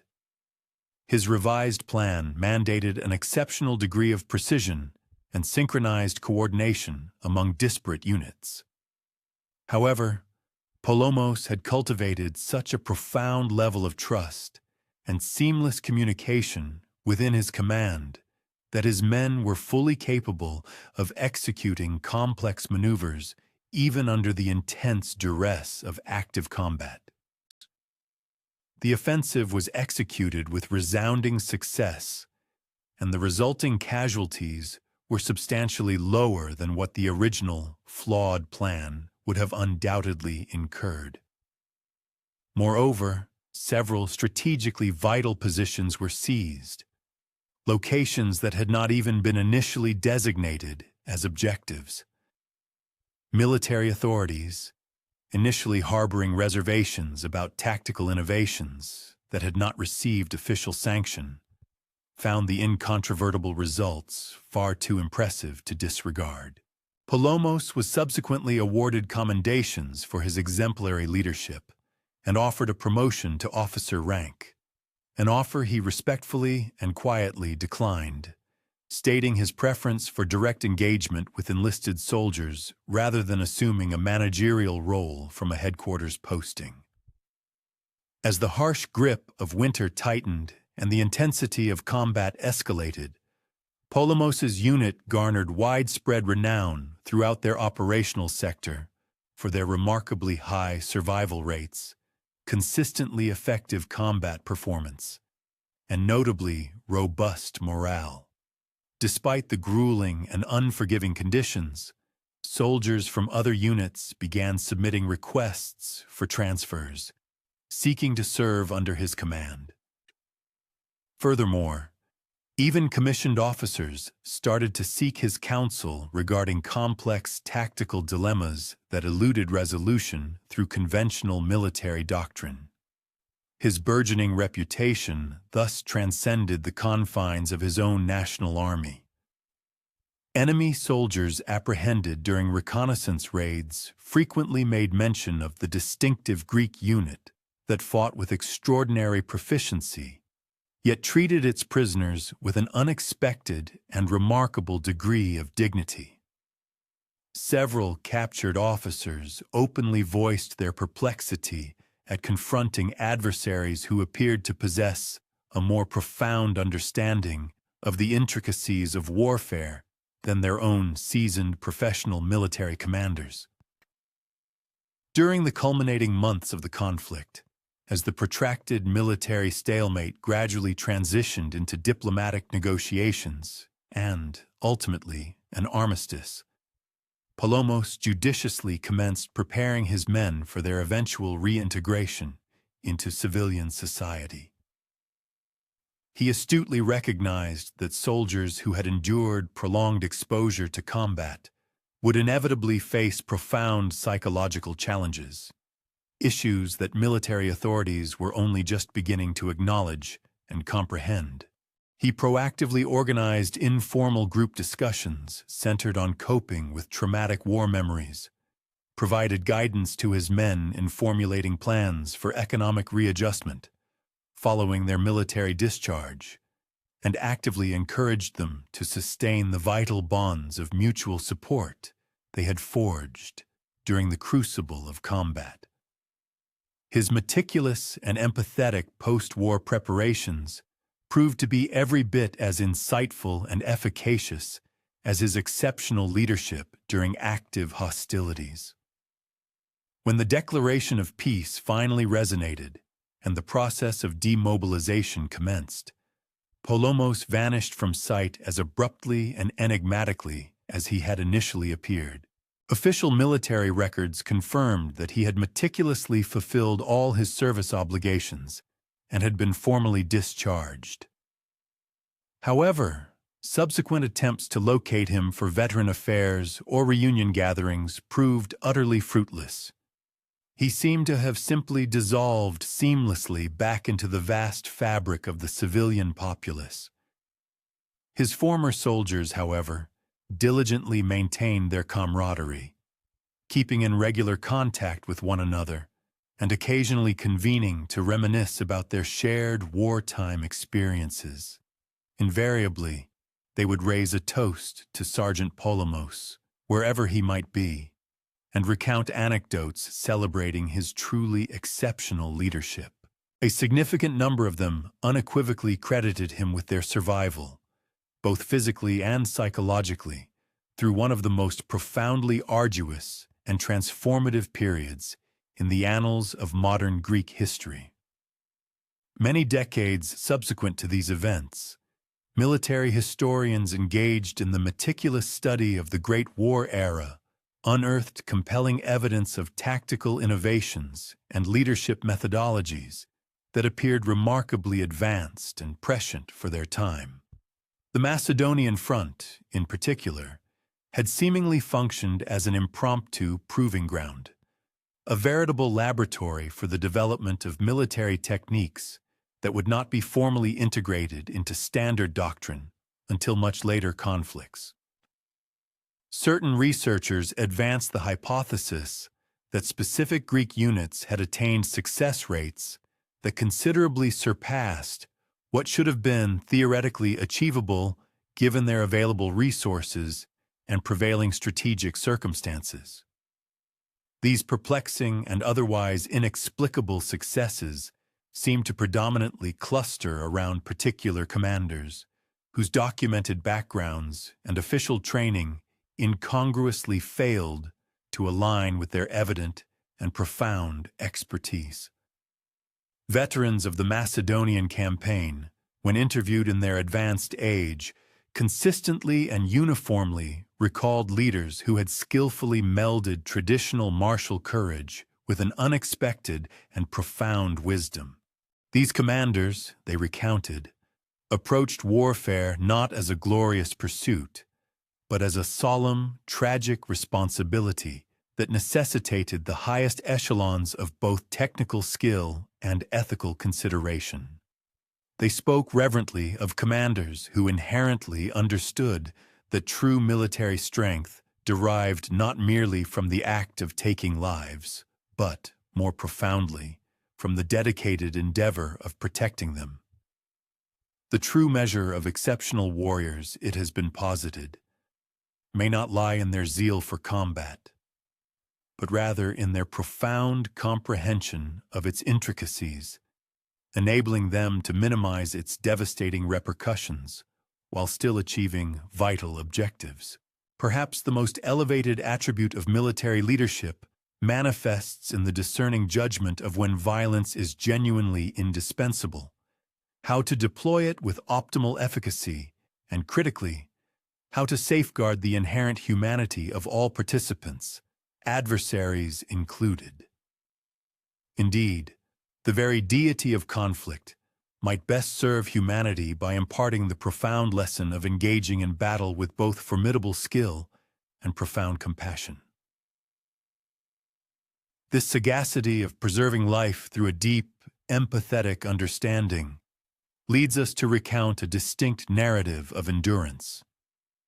Our focus shifts to the parched, sun-drenched slopes of Crete during the harrowing drought of 1993. In a quaint hamlet perched above the shimmering Aegean Sea, there resided a venerable winemaker named Janus Alargos, whose vineyard, against all odds, continued to thrive and flourish, even as neighboring agricultural estates withered and succumbed under the relentless, unforgiving Mediterranean sun. One might have invariably discovered him each morning at the break of dawn, pacing deliberately among rows of grapevines that, by all conventional expectations, should have been visibly stressed and struggling for survival. He meticulously inspected each individual plant with the precise, unwavering concentration of an individual who intimately understood that continued existence hinged upon the acute perception of even the most minute details. Janus had inherited this precious vineyard from his esteemed grandfather, yet his unique methodology for cultivating grapes appeared to synthesize time-honored, traditional practices with inventive strategies that no formal agricultural academy had ever imparted. The relentless drought commenced its grip in the nascent days of spring and persisted month after agonizing month, offering no respite whatsoever.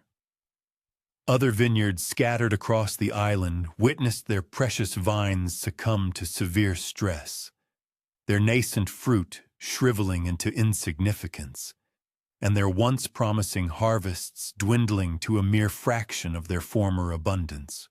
Desperate cultivators drilled increasingly deeper wells, invested heavily in elaborate and costly irrigation apparatuses, only to observe with utter helplessness as their significant financial commitments failed to salvage crops that were perishing at a pace far swifter than any applied water could counteract. Yet, Janus's vineyard maintained an enigmatic and robust health. His vines exhibited none of the characteristic indicators of drought-induced distress.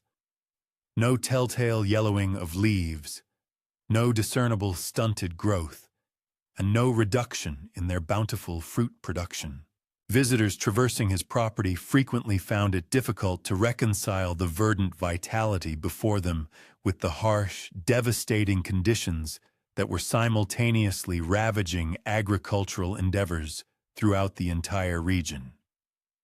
Maria Papadakis, the diligent local agricultural extension agent, undertook frequent visits to the vineyard, initially assuming that Janus's extraordinary success must stem from either exceptionally sophisticated water management techniques or inherently superior soil compositions. What she ultimately discovered, however, was a vineyard that appeared to operate according to a set of principles she could neither readily identify nor adequately elucidate through the established tenets of conventional agricultural science. Janus graciously welcomed her inquiries, but his explanations remained frustratingly elusive and nonspecific. He spoke in broad terms about an innate capacity to listen to the specific requirements of the vines and to harmonize with the intrinsic rhythms of nature, rather than furnishing precise technical specifications regarding irrigation schedules, precise fertilizer applications, or intricate pest management protocols. When pressed for more concrete particulars, he would invariably offer a gentle smile and suggest that successful viticulture demanded an equal measure of intuitive insight alongside empirical knowledge. What Maria meticulously observed during her repeated visits was a vineyard managed with an unparalleled degree of attention to subtle environmental nuances that the vast majority of other farmers either consciously disregarded or simply failed to recognize. Janus seemed to possess an uncanny understanding of the distinct microclimates existing within his expansive property, meticulously calibrating his cultivation techniques for individual sections, based on minute variations in soil exposure and patterns of air movement that were almost imperceptible to external observers. His daily work regimen adhered to patterns that diverged significantly from standardized agricultural recommendations. He would, for instance, sometimes engage in intensive labor during the cooler hours of the evening and deliberately rest during segments of the day when other farmers were at their most active. His precise timing for various crucial vineyard tasks, such as pruning, soil cultivation, and the intricate preparations for harvest, appeared to be orchestrated by factors extending far beyond mere meteorological forecasts and predetermined calendar dates. The social milieu prevalent at the vineyard was as strikingly unconventional as its remarkable agricultural prosperity. Despite the pervasive anxiety and hardship that the drought conditions inflicted upon most rural communities, Janus's property organically transformed into a convivial gathering place, where neighbors discovered compelling reasons to visit, to collaboratively assist with various tasks, and to partake in shared meals that, by some unspoken magic, always seemed to expand sufficiently to accommodate anyone who happened to appear at mealtime. These spontaneous, informal assemblies were never prearranged events, yet they occurred with notable regularity throughout the entire growing season. Individuals would arrive, seeking solace and counsel, to deliberate upon their pressing agricultural dilemmas, to solicit wisdom concerning their own struggling crops, or simply to temporarily escape the oppressive anxiety that the escalating economic hardship was casting over the entire region. Janus possessed a truly remarkable aptitude for helping visitors to unwind and to gain a renewed sense of perspective regarding their myriad difficulties. Conversations at his vineyard frequently veered into profound philosophical territory, delving into intricate questions concerning humanity's intrinsic relationship with the natural world, the deeper significance embedded within traditional farming practices, and the spiritual dimensions inherent in the cultivation of sustenance. People consistently departed these enriching discussions, feeling notably refreshed and imbued with a renewed sense of hope, notwithstanding the persistent practical challenges that still lay ahead. Even Father Costas, the revered village priest, keenly observed that families grappling with the profound stress induced by the drought appeared to regain their emotional equilibrium and resilience after spending a meaningful duration at Janus's vineyard. The engaging conversations, the communal sharing of meals, and the collaborative nature of the work collectively fostered a robust sense of community support that proved instrumental in helping people navigate the turbulent waters of economic uncertainty and the daunting environmental adversities. As the persistent drought extended into its second grueling year, the stark dichotomy between Janus's flourishing vineyard and the increasingly struggling properties of his neighbors became dramatically pronounced. Consequently, agricultural officials initiated a more systematic investigation of his operation, harboring the earnest hope of pinpointing specific techniques that could be disseminated to other farmers confronting analogous climate-related tribulations. Their exhaustive investigations yielded some intriguing yet ultimately inconclusive findings. Soil analyses indicated a satisfactory mineral composition, but nothing that stood out as exceptional when compared to adjacent properties. Intriguingly, water usage appeared to be lower than the average, rather than higher, which further confounded any conventional explanation for the vineyard's undeniable health advantage. Furthermore, sophisticated weather monitoring equipment detected no anomalous microclimatic conditions that could credibly account for superior growing circumstances. The most profound divergence, it appeared, resided in vineyard management practices that proved inherently challenging to quantify or to precisely replicate. Janus's nuanced timing decisions, his distinctive approaches to plant nutrition, and his meticulous methods for sustaining optimal soil health represented a sophisticated amalgamation of ancestral knowledge with innovative techniques that seemed to emanate from an extraordinary, intuitive grasp of plant biology and intricate environmental systems. His explanations, much to the frustration of technical experts, consistently remained non-technical in their essence. When probed about his specific water management strategy, he might simply articulate that he actively encouraged the vines to forge more profound and intimate connections with the soil. When questioned about his unconventional pruning techniques, he would elucidate that his objective was to empower each individual plant to discover and harness its inherent natural vigor, rather than imposing artificial or rigid patterns upon its growth. Despite the inherent vagueness of his explanations, other diligent farmers gradually commenced adopting certain elements of Janus's unique approach, discovering that even a partial implementation of his methods yielded noticeable improvements in their own results. His steadfast emphasis on meticulous observation, adaptive and flexible timing, and a holistic perspective on vineyard management proved invaluable in assisting his neighbors to formulate more effective and resilient drought response strategies.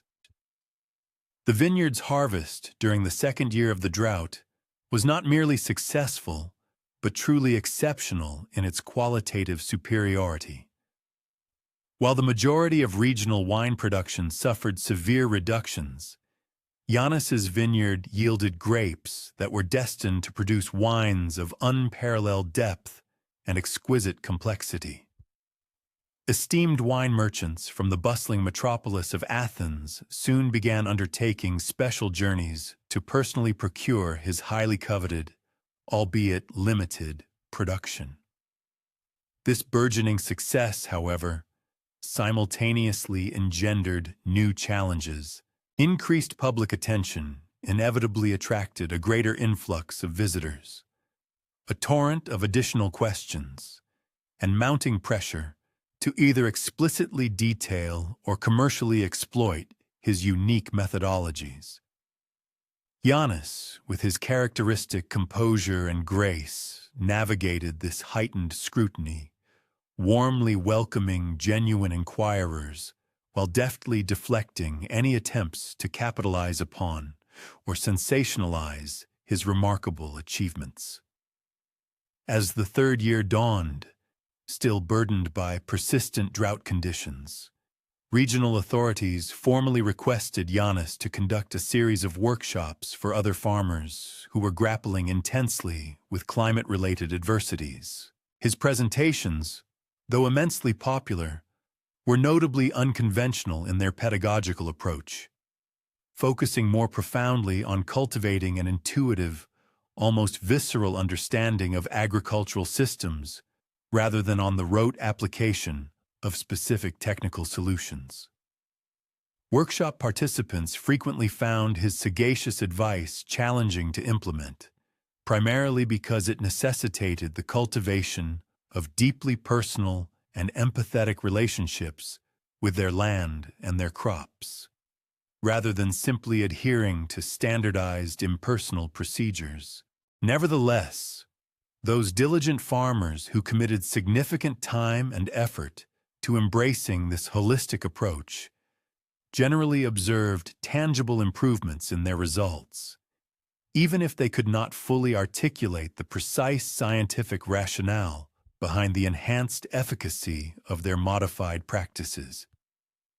When normal rainfall patterns eventually resumed their predictable rhythms, Janus's vineyard transitioned seamlessly to the altered conditions, effortlessly maintaining its robust health and impressive productivity. While numerous other agricultural operations struggled arduously to recover from the lingering damage inflicted by the prolonged drought, his pioneering example had been instrumental in establishing novel approaches to sustainable agriculture that ultimately proved invaluable far beyond the immediate crisis period. The vineyard continued its vital role, serving as a cherished regional resource for agricultural enlightenment and as a beloved focal point for community gatherings.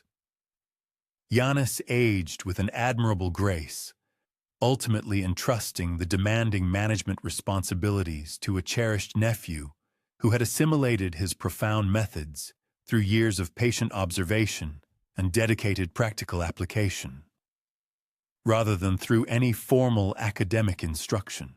Agricultural researchers persisted in their meticulous study of the property for many years thereafter, diligently documenting innovations in sustainable farming that appeared to presciently anticipate climate challenges long before they became widespread global concerns.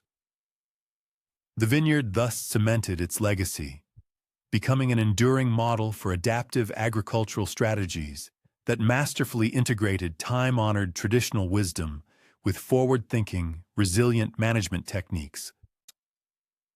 Visitors frequently commented on the property's distinctive ambiance, a prevailing spirit of prosperity and festivity even amidst challenging periods, as if the vineyard itself harbored a profound understanding of the symbiotic connection between dedicated human effort and the inherent generosity of nature.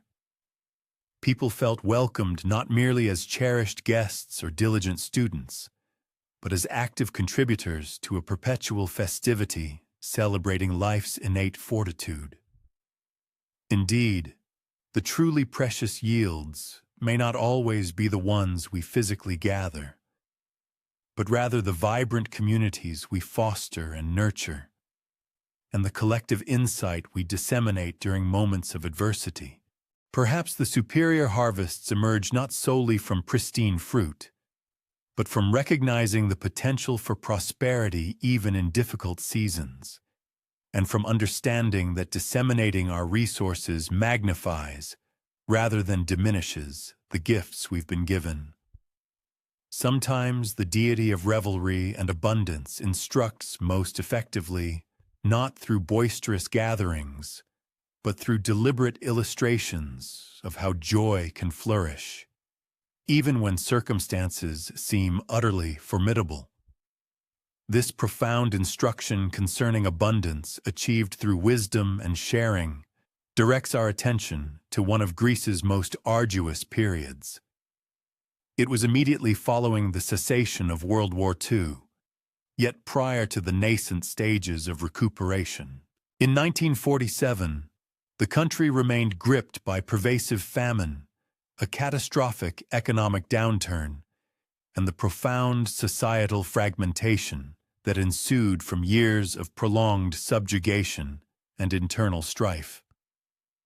In a secluded mountainous hamlet called Spetses, there resided a woman named Dimitra Karpou, whose humble plot of land became the cornerstone for an exceptional endeavor in sustained communal existence. One would have found her at dawn's early light each day, meticulously nurturing a patch of earth that appeared astonishingly prolific. Despite the unyielding terrain and the unforgiving alpine weather, Dimitra had reverted to her familial hamlet after being bereaved of her spouse and witnessing her dwelling's devastation in Athens during the conflict. She arrived with nothing but hereditary agricultural wisdom gained from her grandmother and an unwavering resolve to foster sustenance from whatever meager provisions were available. The village was in dire straits upon her arrival. Most of its vibrant youth had either perished in the conflict or migrated in pursuit of employment elsewhere. The remaining households predominantly comprised elderly people, widows, and children who were grappling with destitution on scarce provisions and deteriorated acreage. Conventional cultivation practices were proving insufficient to meet fundamental dietary requirements. Dimitra initiated her endeavor with a modest parcel of land behind the derelict dwelling she had inherited from relatives. The earth was impoverished, riddled with stones, and exhausted by decades of inattention. The prevailing sentiment among the community was that substantial cultivation was impossible under such insurmountable obstacles, leading most villagers to focus their meager strength on scavenging, tending to subsistence animals, and seeking whatever humanitarian aid might be available from relief organizations. Nonetheless, Dimitra confronted this formidable task with methodical perseverance and a profound comprehension of the intricate interplay between plants, soil, and climate. She devoted extended periods, weeks in fact, to meticulously scrutinizing the land, studying its topographical contours, noting areas where indigenous flora flourished, and identifying localized climatic conditions that might support diverse agricultural yields. Her neighbors, by contrast, believed she was squandering precious moments that should have been dedicated to the more pressing exigencies of survival. Her pioneering breakthrough was generating nutrient-rich compost from materials that everyone else regarded as valueless refuse. Culinary remnants, decayed foliage, livestock excrement, and even human biosolids, meticulously treated, transformed every organic element into a potent soil enhancer for Earth that had been deprived of essential nutrients for years. The compost piles were scrupulously overseen to ensure optimal breakdown without creating any sanitary risks. Before the conclusion of her inaugural cultivation cycle, Dimitra's modest plot was yielding produce that was larger, more robust, and more palatable than anything cultivated locally for years. Her remarkable achievement garnered considerable notice from neighbors who began inquiring about her innovative techniques and soliciting guidance concerning their nascent farming endeavors. Rather than sequestering her invaluable insights or endeavoring to capitalize on her triumphs, Dimitra altruistically disseminated both expertise and materials with anyone who demonstrated authentic eagerness to learn. She bestowed premium seeds from her most successful plants, assisted fellow villagers in assessing their land's composition, and imparted counsel regarding composting practices, optimal sowing timetables, and appropriate varietal choices for indigenous ecological factors. Her pedagogical strategy for horticultural instruction proved exceptionally efficacious. Eschewing theoretical discourses about abstract concepts, she extended invitations to collaborate alongside her in the garden, facilitating learning through direct engagement, where different techniques yielded tangible demonstrations of varying results. Students could immediately discern the direct correlation between specific practices and favorable conclusions. With an increasing number of households adopting Dimitra's innovative approaches, the community's overall provision of sustenance experienced a profound amelioration. Plots that had previously barely supplied basic nourishment began to generate an abundance of produce that could be canned, bartered, or extended to those still striving to initiate their own cultivation efforts.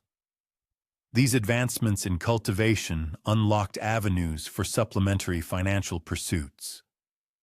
Female residents commenced the canning of vegetables and crafting marketable goods that could be sold in local marketplaces. The younger generations participated in the critical tasks of seed preservation and nurturing flora, thereby honing their horticultural prowess while simultaneously contributing to their household's solvency. Senior members of the community found their ancestral expertise reaffirmed, as Dimitra skillfully integrated time-honored agrarian sagacity with modern methodologies. Dimitra's paramount contribution was pioneering the creation of communal plots that were governed by collective stewardship rather than individual ownership. Households provided manpower, planting material, and provisions commensurate with their capacities. Nonetheless, every member partook in the bounty of the harvest, irrespective of their particular input. This inclusive framework guaranteed that even households devoid of property or means obtained nutrient-rich produce. Such a cooperative horticultural framework necessitated meticulous structuring and a degree of communal collaboration that had long been absent from the village. Dimitra expertly orchestrated assemblies where families deliberated upon varietal choices, delineated cultivation timetables, and determined equitable sharing of the yield. These convocations evolved into crucial communal occasions, restoring interpersonal bonds that had been fractured by the ravages of conflict and financial distress. By the year 1948, the hamlet had not only attained self-sufficiency in sustenance, but was also generating excess produce, which could be exchanged with adjacent settlements for vital provisions. This remarkable metamorphosis from the brink of famine to complete food, autonomy transpired in under 2 cultivation cycles and had been achieved solely through the judicious utilization of indigenous assets and concerted communal endeavor. Esteemed government functionaries and emissaries from humanitarian aid agencies commenced making pilgrimages to the village to scrutinize the mechanisms behind such profound advancement. Effectuated with negligible external intervention, they discovered a populace that had cultivated advanced horticultural practices, robust social synergy, and ingenious economic blueprints, all of which possessed the potential for adaptation and implementation in other distressed regions. Dimitra, in her expositions, underscored the primacy of pragmatic collaboration and assiduous scrutiny, as opposed to advocating for groundbreaking methodologies or exclusive endowments. She steadfastly asserted that their triumph stemmed from the methodical application of ancestral wisdom, the judicious distribution of provisions, and the unwavering communal pledge to reciprocal assistance, especially amidst periods of duress.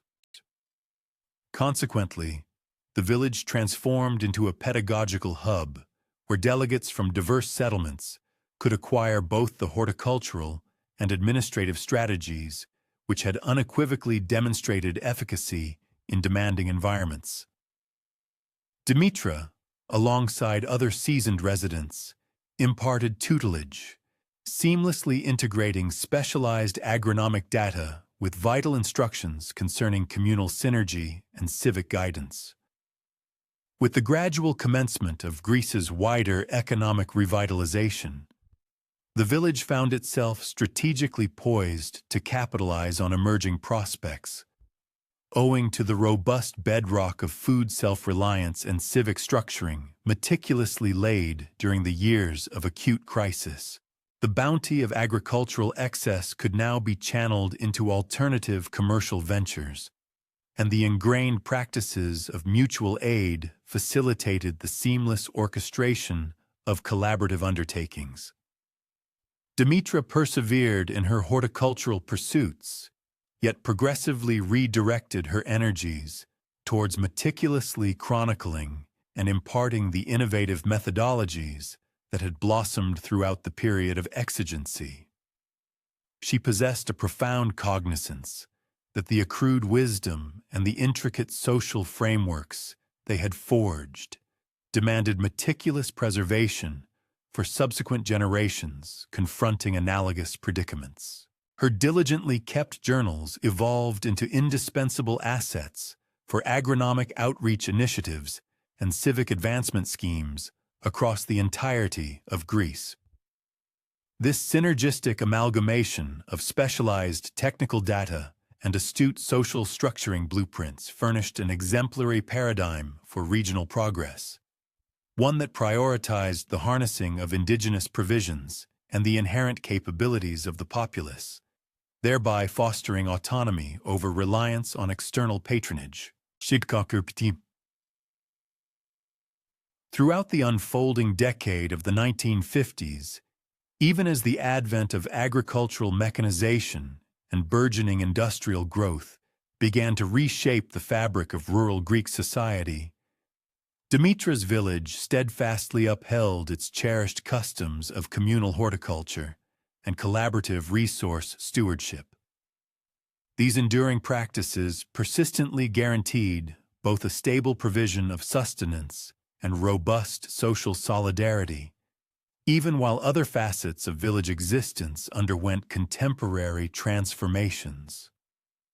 The younger generations, who matured within the village during its remarkable recuperation phase, internalized Dimitra's profound teachings and carried them forth as they migrated to urban centers or established new households in distant locales.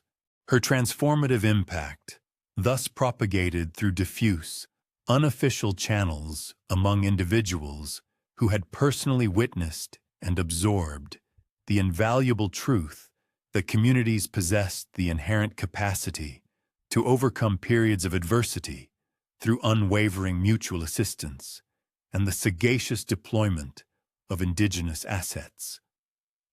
During her twilight years, Dimitra frequently mused upon the remarkable transformation of her village's most formidable adversity into its most profound resilience. The severe crisis, which had genuinely imperiled the very existence of all inhabitants, had, paradoxically, necessitated the cultivation of innovative agricultural and social systems. These new frameworks ultimately proved far more enduring and fulfilling than the conventional practices that had prevailed prior to the onset of those initial difficulties, showcasing the intelligent use of local resources and fostering cooperation. Upon her passing in 1967, at the venerable age of 73, the villagers paid profound homage to Dimitra's enduring legacy.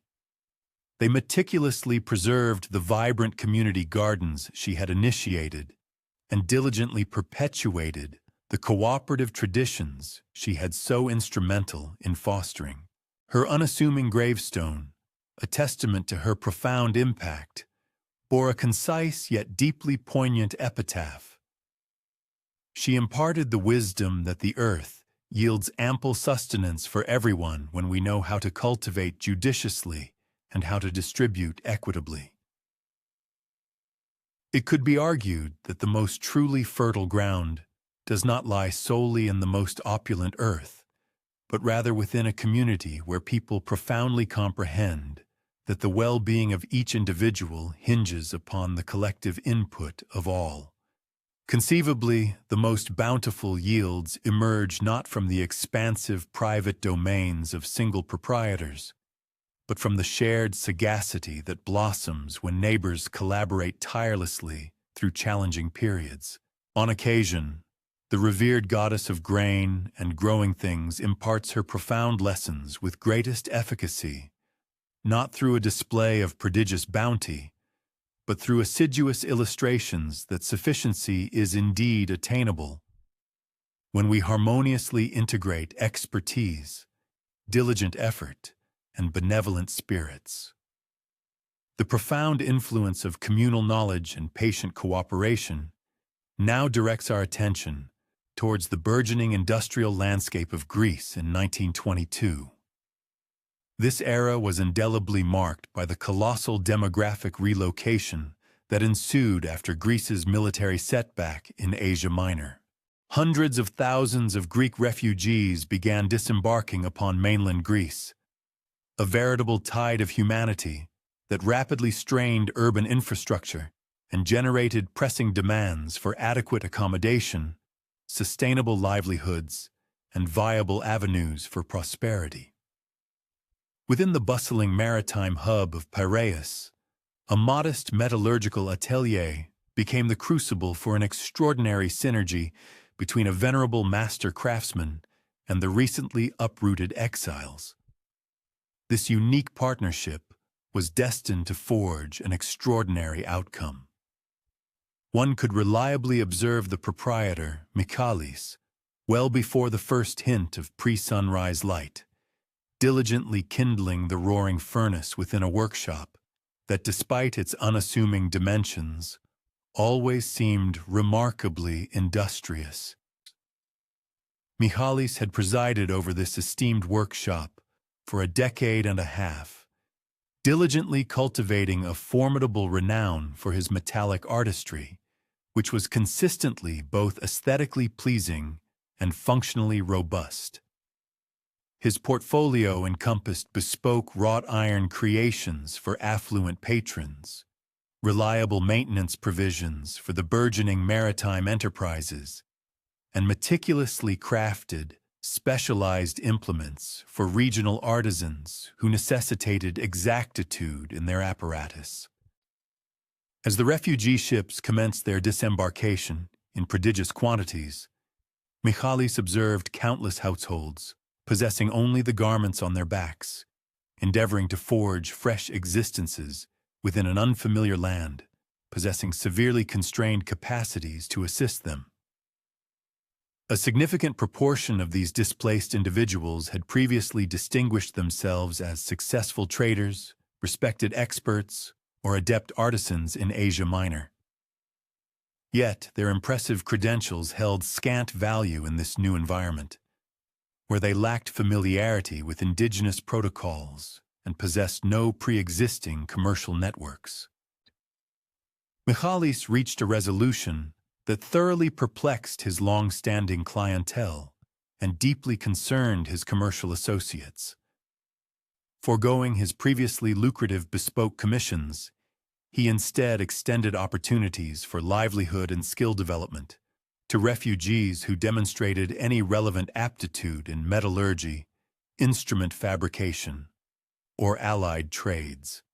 His modest atelier, once a singular entity, rapidly transformed into a collaborative enterprise that placed paramount importance on employment generation for the displaced over the conventional goal of optimizing financial returns. The initial cohort of displaced workers Michalis employed comprised accomplished metallurgists who had honed their skills in prominent urban centers such as Smyrna, Constantinople, and various other cities prior to the demographic upheaval. These individuals introduced a wealth of expertise in methods and aesthetic principles that were entirely novel in the Hellenic heartland. This confluence of diverse skills fostered prospects for groundbreaking advancements that neither the newly arrived artisans nor Michalis himself could ever have developed operating independently. The workshop soon commenced crafting artifacts that seamlessly integrated indigenous Hellenic metallurgy with the sophisticated Levantine and Eastern Roman methods that the refugees vividly recalled from their ancestral lands. These innovative, syncretic aesthetics yielded unparalleled merchandise that resonated deeply with patrons seeking something simultaneously recognizable yet singular. The resulting forged creations brilliantly mirrored the multifaceted cultural legacy of Greece, transcending the prevailing, more limited contemporary mainland styles. Georgios Kanakis, an individual who had successfully overseen a substantial metallurgical enterprise in Trebizond prior to the population displacement, contributed invaluable insights into bespoke metal compositions and intricate surface treatments. This advanced knowledge enabled the atelier to undertake commissions that had formerly surpassed their capabilities. His specialized knowledge profoundly augmented Michalis's acute grasp of indigenous commercial landscapes and effective mercantile methodologies, forging a collaboration that remarkably enhanced the proficiencies of both individuals. As news propagated regarding the workshop's burgeoning proficiencies and its unwavering dedication to providing livelihoods for the displaced, commissions started flowing in from unforeseen channels. Fellow displaced populations, for instance, sought metallic fabrications for the ecclesiastical edifices undergoing construction within their nascent settlements. Concurrently, maritime corporations required bespoke apparatus that fused robustness with the intricate ornamental features that only the exiled artisans could proficiently furnish. The undeniable triumph of the workshop generated prospects for further livelihood opportunities for the displaced population. However, this burgeoning growth necessitated broader considerations than merely augmenting the workforce. Newly recruited personnel required appropriate accommodation. Their respective households demanded seamless assimilation into indigenous societies, and the entire enterprise critically needed robust, systematic frameworks capable of managing accelerated development while simultaneously upholding uncompromising benchmarks of excellence. Macaulay's approach to this challenge was unequivocally groundbreaking for its time.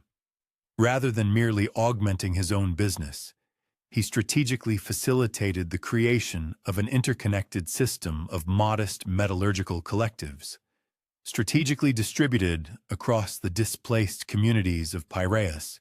Each individual cooperative within this network was meticulously overseen by seasoned exiled artisans, yet each preserved a vital liaison with the foundational atelier for specialized guidance, communal provisions, and synchronized promotional efforts. This ingenious system enabled displaced households to cultivate genuine financial self-sufficiency while simultaneously safeguarding the invaluable ancestral artisanal expertise they had carefully carried from their previous domiciles. The cooperatives adeptly made both utilitarian goods, which were requisite for the daily needs of the displaced populations, and bespoke merchandise specifically designed for distribution to wider commercial spheres throughout Greece. The network's singularly pioneering aspect resided in its sophisticated methodology for competency enhancement and expertise dissemination. Veteran artisans, hailing from diverse displaced groups, diligently imparted their particular expertise to individuals from disparate origins, thereby fostering a robust interdisciplinary instruction. This cross-training not only augmented collective proficiencies, but also crucially safeguarded invaluable methodologies that could otherwise have vanished amidst the profound upheaval of demographic relocation. Adolescent exiles, who had commenced their journeys as learners or trainees in their ancestral regions, found the means to conclude their tutelage within this collaborative framework. They acquired both time-honored methods and the modifications requisite for navigating contemporary Hellenic commercial realities. This vital pedagogical element guaranteed that niche artisanal expertise would persist across successive cohorts, notwithstanding the severe spatial and societal upheaval that their households had so profoundly endured. Within a mere 2 years, by 1924, the burgeoning metallurgical collective system was manufacturing goods that were not only distributed across the entire Hellenic nation, but also successfully shipped to neighboring littoral states throughout the Mediterranean. These exiled artisans were adeptly fashioning wares that both profoundly embodied their rich cultural heritage and skillfully satisfied modern requirements, thereby laying robust financial cornerstones for their enduring residency in their adopted homeland.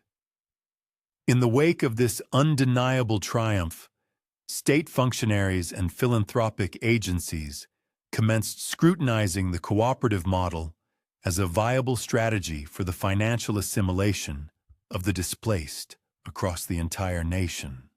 The network's resounding success unequivocally evinced that refugee populations could indeed transform into valuable resources instead of remaining mere philanthropic burdens, provided their inherent proficiencies were acknowledged and cultivated judiciously.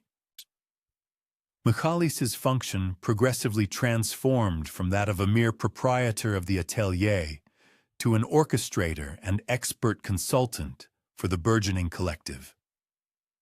His inaugural metallurgical establishment evolved into a pivotal instructional nucleus and communal repository, where nascent collectives could avail themselves of bespoke apparatus, obtain expert guidance, and synchronize efforts with fellow constituents of the network. The demonstrable triumph of these cooperatives garnered significant interest from metallurgical enterprises across the Hellenic landscape, keen to assimilate the innovative methods and aesthetic principles that the exiles had introduced from Anatolia. This reciprocal curiosity generated further prospects for intellectual interchange and commercial collaboration, accruing substantial advantages to both displaced and indigenous populations. With the advancement of the 1920s, and as the Hellenic financial system gradually achieved equilibrium, the metallurgical collectives underwent a profound transformation, evolving into enduring commercial entities. These businesses sustained the engagement of multiple successive cohorts of displaced households, fostering a legacy of stable employment. Indeed, numerous among them blossomed into thriving autonomous ventures, meticulously upholding collaborative tenets, while simultaneously cultivating their own unique areas of expertise and carving out distinct commercial segments. The network's profound impact, however, transcended mere financial concerns. The cooperatives organically evolved into vibrant communal hubs, where displaced households were able to sustain vital ancestral ties while simultaneously assimilating into their adopted homeland. Customary festivities, spiritual rituals, and convivial communal assemblies collectively aided in safeguarding crucial facets of their exiled legacy, concurrently forging stronger bonds of camaraderie with their indigenous Hellenic compatriots. Michalis maintained his dedicated engagement with the collaborative system until his well-deserved cessation of professional duties in the 1940s. By then, his foundational atelier had profoundly transformed, evolving into a distinguished specialized vocational academy that offered sophisticated instruction for metallurgists across the entire Hellenic nation, masterfully integrating ancestral artisanal wisdom with cutting-edge contemporary manufacturing methodologies. Throughout the tumultuous years of the Second World War, the collaborative system's engineering proficiencies proved pivotal for insurgent operations and for ensuring financial endurance amidst the harsh realities of occupation. The metallurgists' aptitudes, coupled with their robust administrative acumen and extensive communal linkages, rendered them instrumental participants in both the armed insurgency and broader non-combatant sustenance initiatives. In the post-war era, numerous of these erstwhile displaced collectives emerged as prominent manufacturing enterprises, making substantial contributions to the Hellenic financial resurgence. Their enduring triumph profoundly underscored how communities uprooted by geopolitical strife could, indeed, become vibrant wellsprings of commercial ingenuity and societal enhancement when their inherent proficiencies were acknowledged and cultivated judiciously. The inherent capabilities and individual proficiencies of the populace were duly acknowledged and meticulously fostered within the community, providing a crucial foundation for future endeavors. During the transformative decade of the 1960s, when Greece embarked upon an era of accelerated industrial expansion, a considerable number of the innovative methodologies and sophisticated organizational tenets forged within the refugee metalworking cooperatives found widespread assimilation by more substantial manufacturing conglomerates. This potent amalgamation of time-honored artisanal expertise and collaborative administrative frameworks had given rise to production paradigms that demonstrated exceptional utility and efficacy within contemporary industrial contexts, proving their enduring worth.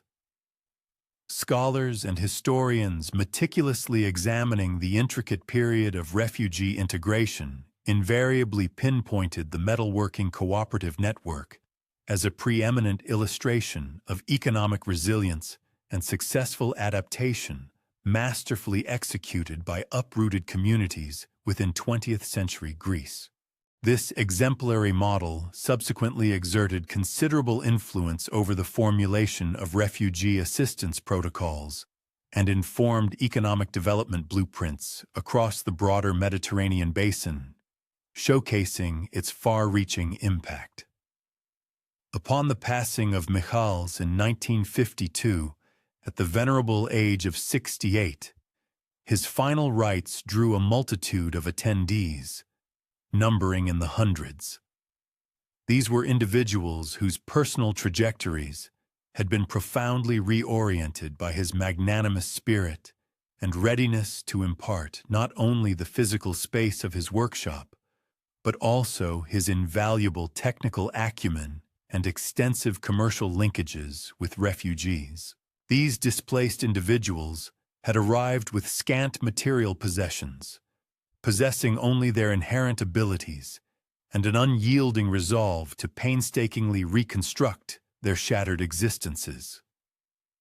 One might surmise that the most formidable and resilient metals are not necessarily brought into being within the fiercest infernos, but rather meticulously sculpted through the deliberate and patient synergy of adept hands that possess an innate comprehension of how disparate methods and approaches can harmoniously coalesce. It is conceivable that the most indispensable implements are not those meticulously fashioned by singular virtuosos, but rather those brought forth when entire communities pool their collective intellect and labor in concert towards mutually defined objectives. Indeed, on occasion, the very deity presiding over the forge and flame imparts its most profound lessons not through ostentatious spectacles of might, but through understated yet powerful exemplifications that reveal how the most lasting and significant achievements invariably spring from genuine collaboration, a deep reverence for individual proficiency, and an open-hearted readiness to disseminate one's acquired wisdom with those eager to acquire it. So, the remarkable narrative of Hermes and the clandestine correspondence of a postal courier operating within the perilous confines of German-occupied Greece unfolds. This account vividly illustrates the persistent efficacy inherent in the collective efforts of proficient individuals. The backdrop for this compelling story is set against one of the most somber chapters in contemporary Greek history.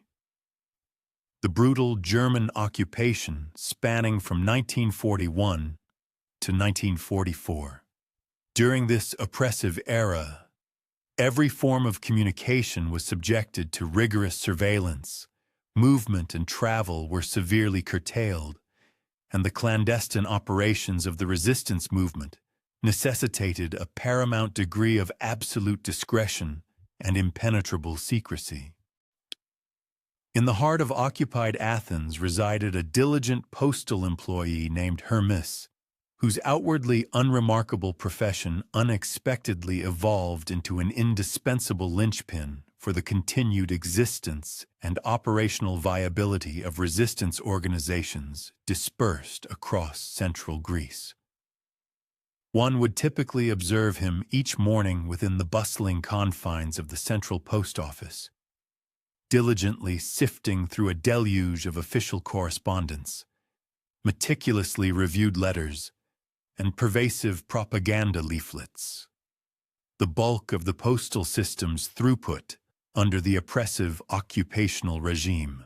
To all outward appearances, Hermes epitomized the very essence of his designated role.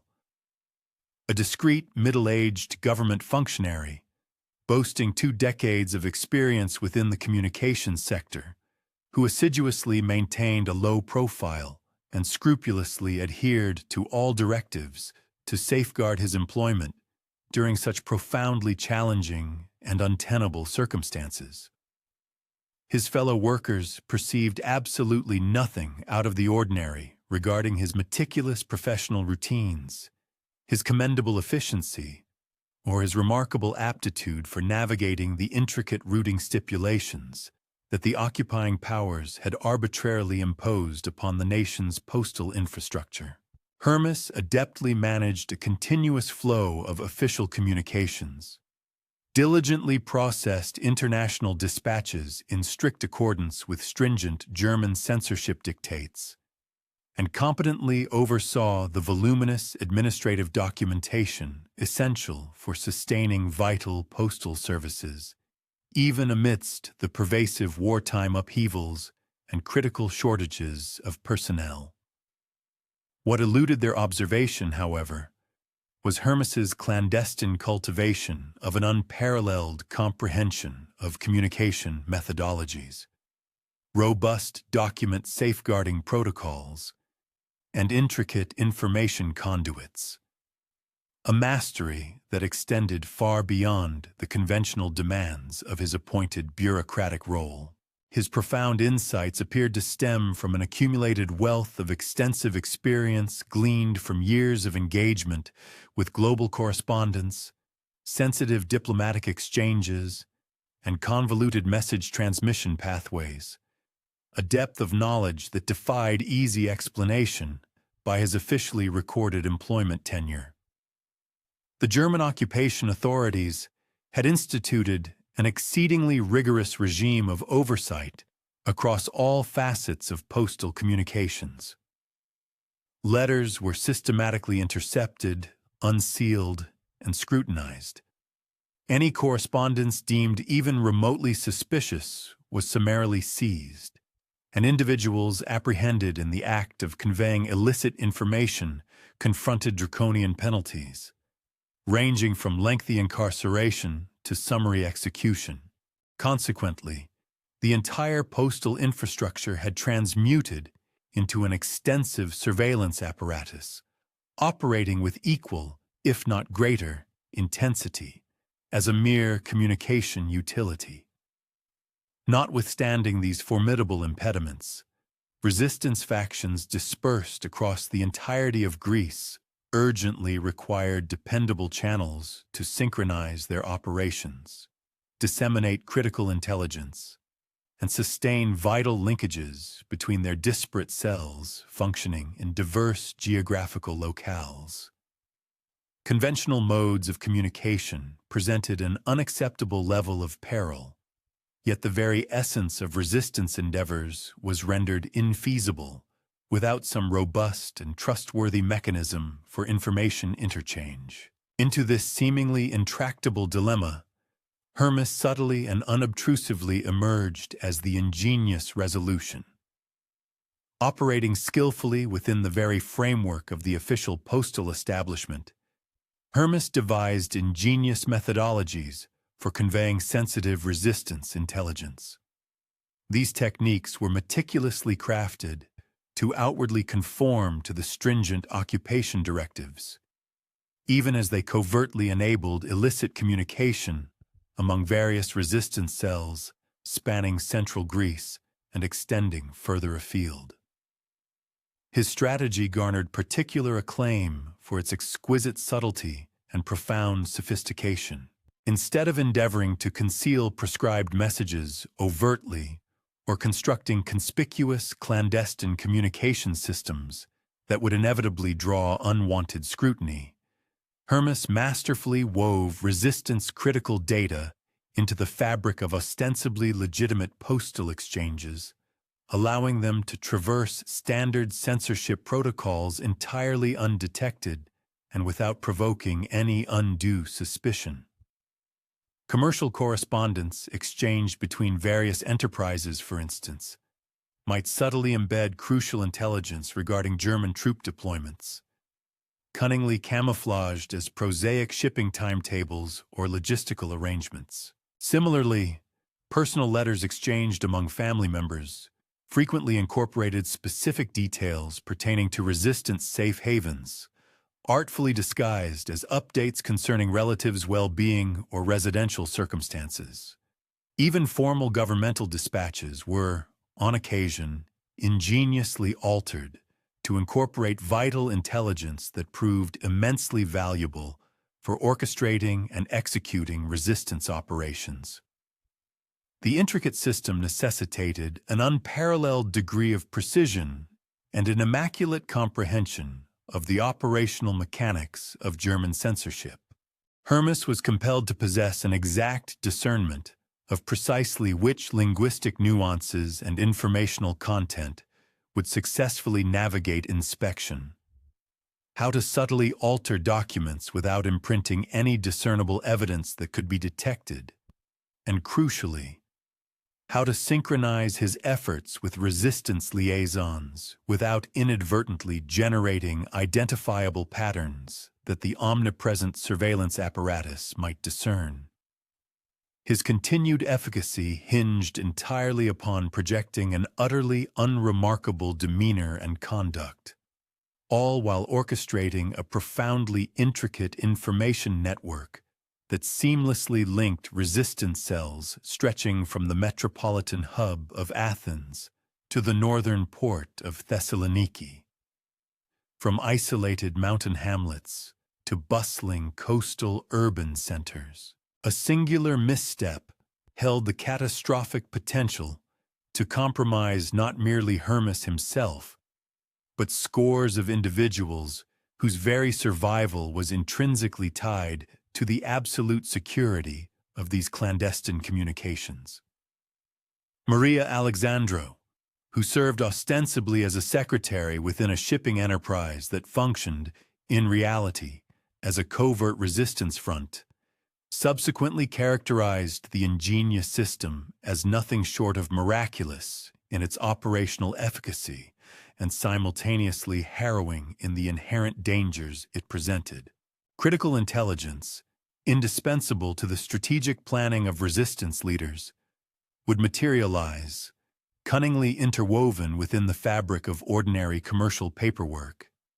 Having successfully traversed the German censorship apparatus without encountering any discernible impediments or raising the slightest alarm, the paramount utility of this clandestine network lay in its capacity to meticulously coordinate sabotage endeavors, which imperatively demanded exactitude in both temporal sequencing and geographical specification.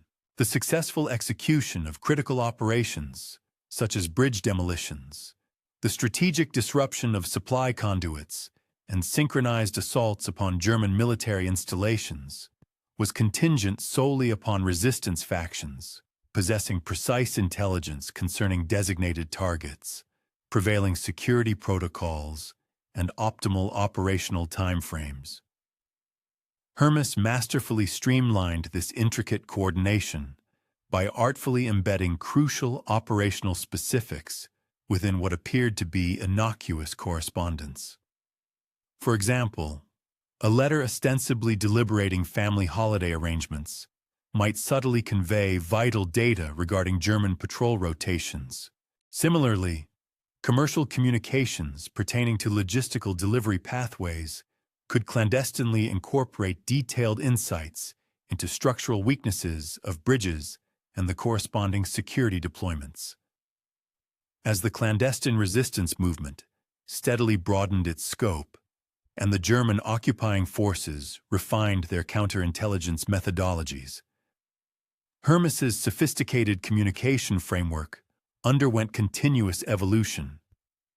This adaptation was crucial for sustaining its inherent security while simultaneously managing an escalating influx of highly sensitive intelligence.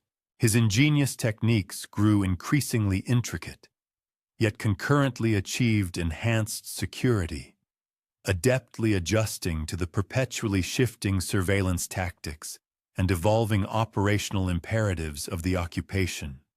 The true measure of the system's unparalleled triumph resided not merely in the myriad resistance undertakings it facilitated, but profoundly in its absolute imperceptibility to the diligent scrutiny of German intelligence agencies. For the entire duration of the arduous occupation, the German authorities remained entirely oblivious to the audacious reality that their very own postal censorship mechanism was being ingeniously subverted to facilitate clandestine resistance communications. Hermes's intricate network preserved its absolute inviolability, even as it processed many thousands of highly sensitive dispatches. His personal existence remained as utterly undistinguished as his professional facade. Hermes resided in solitary fashion within a modest apartment, cultivated a minimal circle of social acquaintances, and scrupulously abstained from any pursuits that might conceivably draw unwanted scrutiny.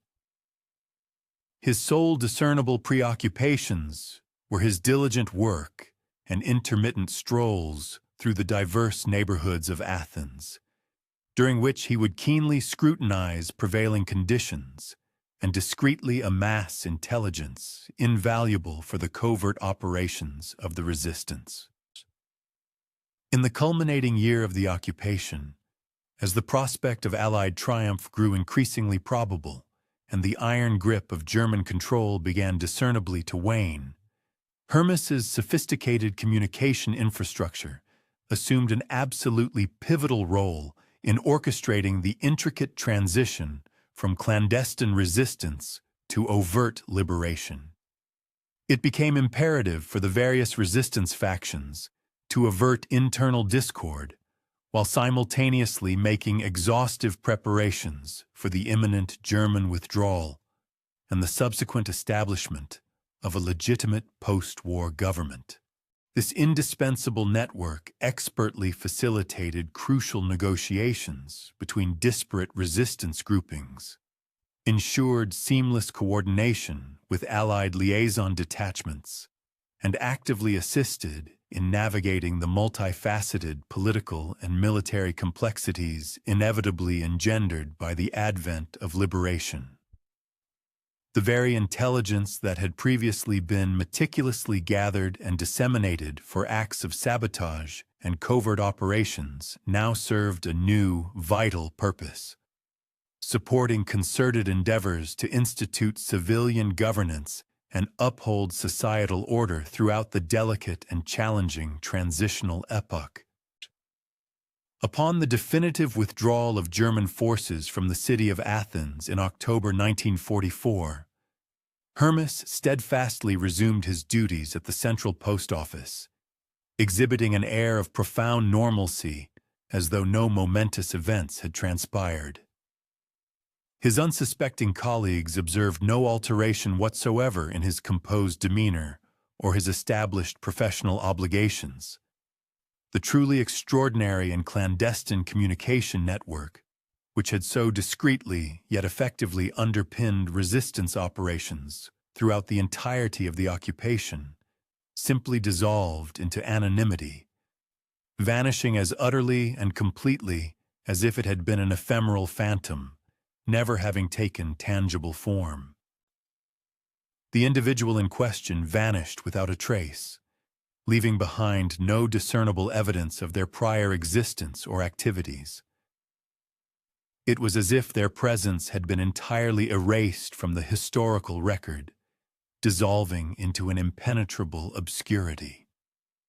Following the cessation of hostilities, exhaustive inquiries conducted by Greek intelligence services and various Allied governmental bodies unearthed substantial proof of remarkably advanced communication infrastructures utilized by the resistance. However, these meticulous probes consistently failed to ascertain the precise mechanisms by which such impenetrable information conduits had been sustained and operated throughout the arduous period of German occupation. The level of technical prowess and the intricate organizational synergy demonstrated appeared to far surpass the realistic expectations, especially when considering the stringent security protocols and pervasive surveillance apparatus that the German occupational forces had rigorously enforced across the territory. In the immediate aftermath of the conflict, numerous prominent figures within the resistance leadership made earnest endeavors to find Hermes. Their motivation stemmed from a desire to formally recognize his invaluable contributions and meticulously record his innovative methodologies for posterity, ensuring their inclusion in historical archives. Nevertheless, it was discovered that he had relinquished his role at the local post office mere weeks following the country's liberation, and all subsequent efforts to ascertain his whereabouts proved utterly fruitless. While official personnel files confirmed the proper termination of his employment, these records conspicuously lacked any indication of a forwarding address or details concerning any subsequent professional engagements, deepening the mystery surrounding his disappearance. Throughout the ensuing decades after the global conflict, scholars and historians meticulously examining the intricate field of resistance communications perpetually highlighted the remarkable efficacy of the clandestine information networks that had functioned during the occupation era. Yet despite their exhaustive research, they remained perpetually unable to furnish a comprehensive elucidation for the sustained operation of such intricate systems without discovery by the occupying forces. The extraordinary degree of synchronized action and the robust security measures successfully implemented strongly implied an underlying organizational capacity that far outstripped what the officially recorded and available resources of the resistance movement were generally thought capable of sustaining. Former combatants and seasoned members of the resistance movement would, from time to time, allude to an enigmatic postal employee who, against all odds, had miraculously enabled vital communications during periods when such undertakings appeared utterly unfeasible. Their accounts often detailed the uncanny precision with which crucial dispatches reached their intended recipients at the precise moment of necessity. Intelligence reports that consistently proved unerringly accurate, and a level of operational coordination that facilitated triumphant missions despite the seemingly insurmountable surveillance capacities of the German forces. These recollections, while invariably imbued with profound reverence, consistently remained shrouded in a deliberate ambiguity. It was as though the veterans instinctively understood that certain extraordinary contributions were inherently too delicate or sensitive to be fully chronicled. Even many decades subsequent to the events themselves, they appeared to grasp that the most profound tribute to such exceptional acts of service lay in upholding the very discretion and secrecy that had been instrumental in their successful execution from the outset. The very post office edifice where Hermes had once been employed underwent several significant structural modernizations and aesthetic refurbishments throughout the post-war decades. Yet, despite these alterations, long-serving employees occasionally recounted peculiar incidents, correspondence that achieved delivery with an efficiency far exceeding what standard operational protocols could account for. Messages that successfully reached their intended recipients, even when confronting significant addressing inaccuracies or ingenious routing solutions that spontaneously materialized precisely when seemingly intractable logistical dilemmas rendered resolution impossible. Regardless of whether these intriguing observations were attributable to lingering echoes or residual effects of the sophisticated wartime communication systems, or perhaps to an extraordinary level of acquired competence among postal personnel who had implicitly absorbed wisdom from past exemplary practices, or indeed to some altogether different, unexplained phenomenon, they collectively intimated that profound lessons concerning highly effective communication and consistently reliable service had imprinted a lasting, indelible influence upon the institutional framework where such principles were initially demonstrated and perfected. It could be posited that the most profoundly significant messages are not those heralded by elaborate declarations or ostentatious displays, but rather those that arrive at their intended points of reception with understated discretion, absolute security, and a precise punctuality corresponding to their moment of greatest necessity. Perhaps the most truly celestial emissaries are not those who dramatically proclaim their presence, but instead those sagacious individuals who comprehend that genuine, impactful service occasionally mandates operating with an almost imperceptible anonymity.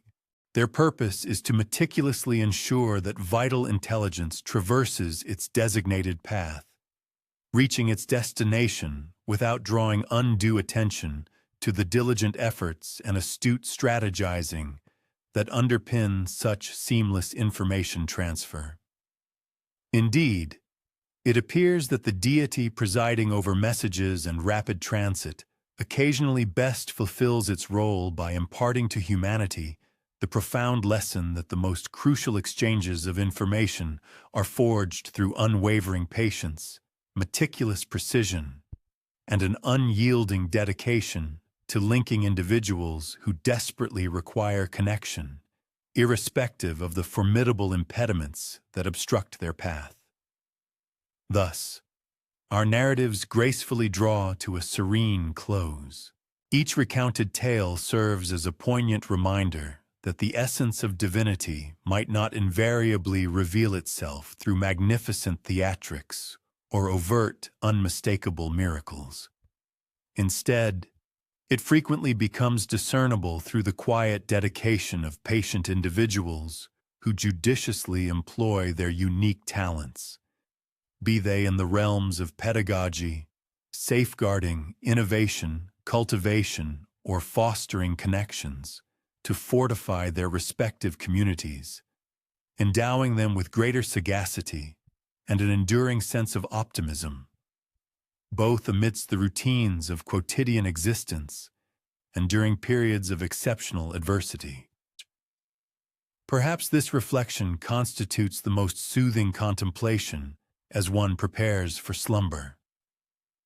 The reassuring realization that the fundamental attributes we most critically require, namely profound wisdom, resolute courage, boundless creativity, compassionate nurturing, and consistently dependable communication, are perpetually accessible to us. They manifest at times in the most unforeseen locales and through the most unassuming guises, quietly shaping our world. The provided text, consisting solely of the fragment "Saint Humble Forms," is unfortunately too brief and incomplete for a comprehensive paraphrase. To accurately fulfill the request for an expanded, enriched, and structurally consistent reinterpretation, a complete original passage is essential. Without the full context and content of the source material, it becomes impossible to maintain the specified length, introduce illustrative details and examples, employ diverse grammatical structures, or ensure the factual and tonal consistency that an effective paraphrase demands. Therefore, to proceed with the detailed recrafting of the narrative as outlined in the instructions, the complete original text must first be supplied.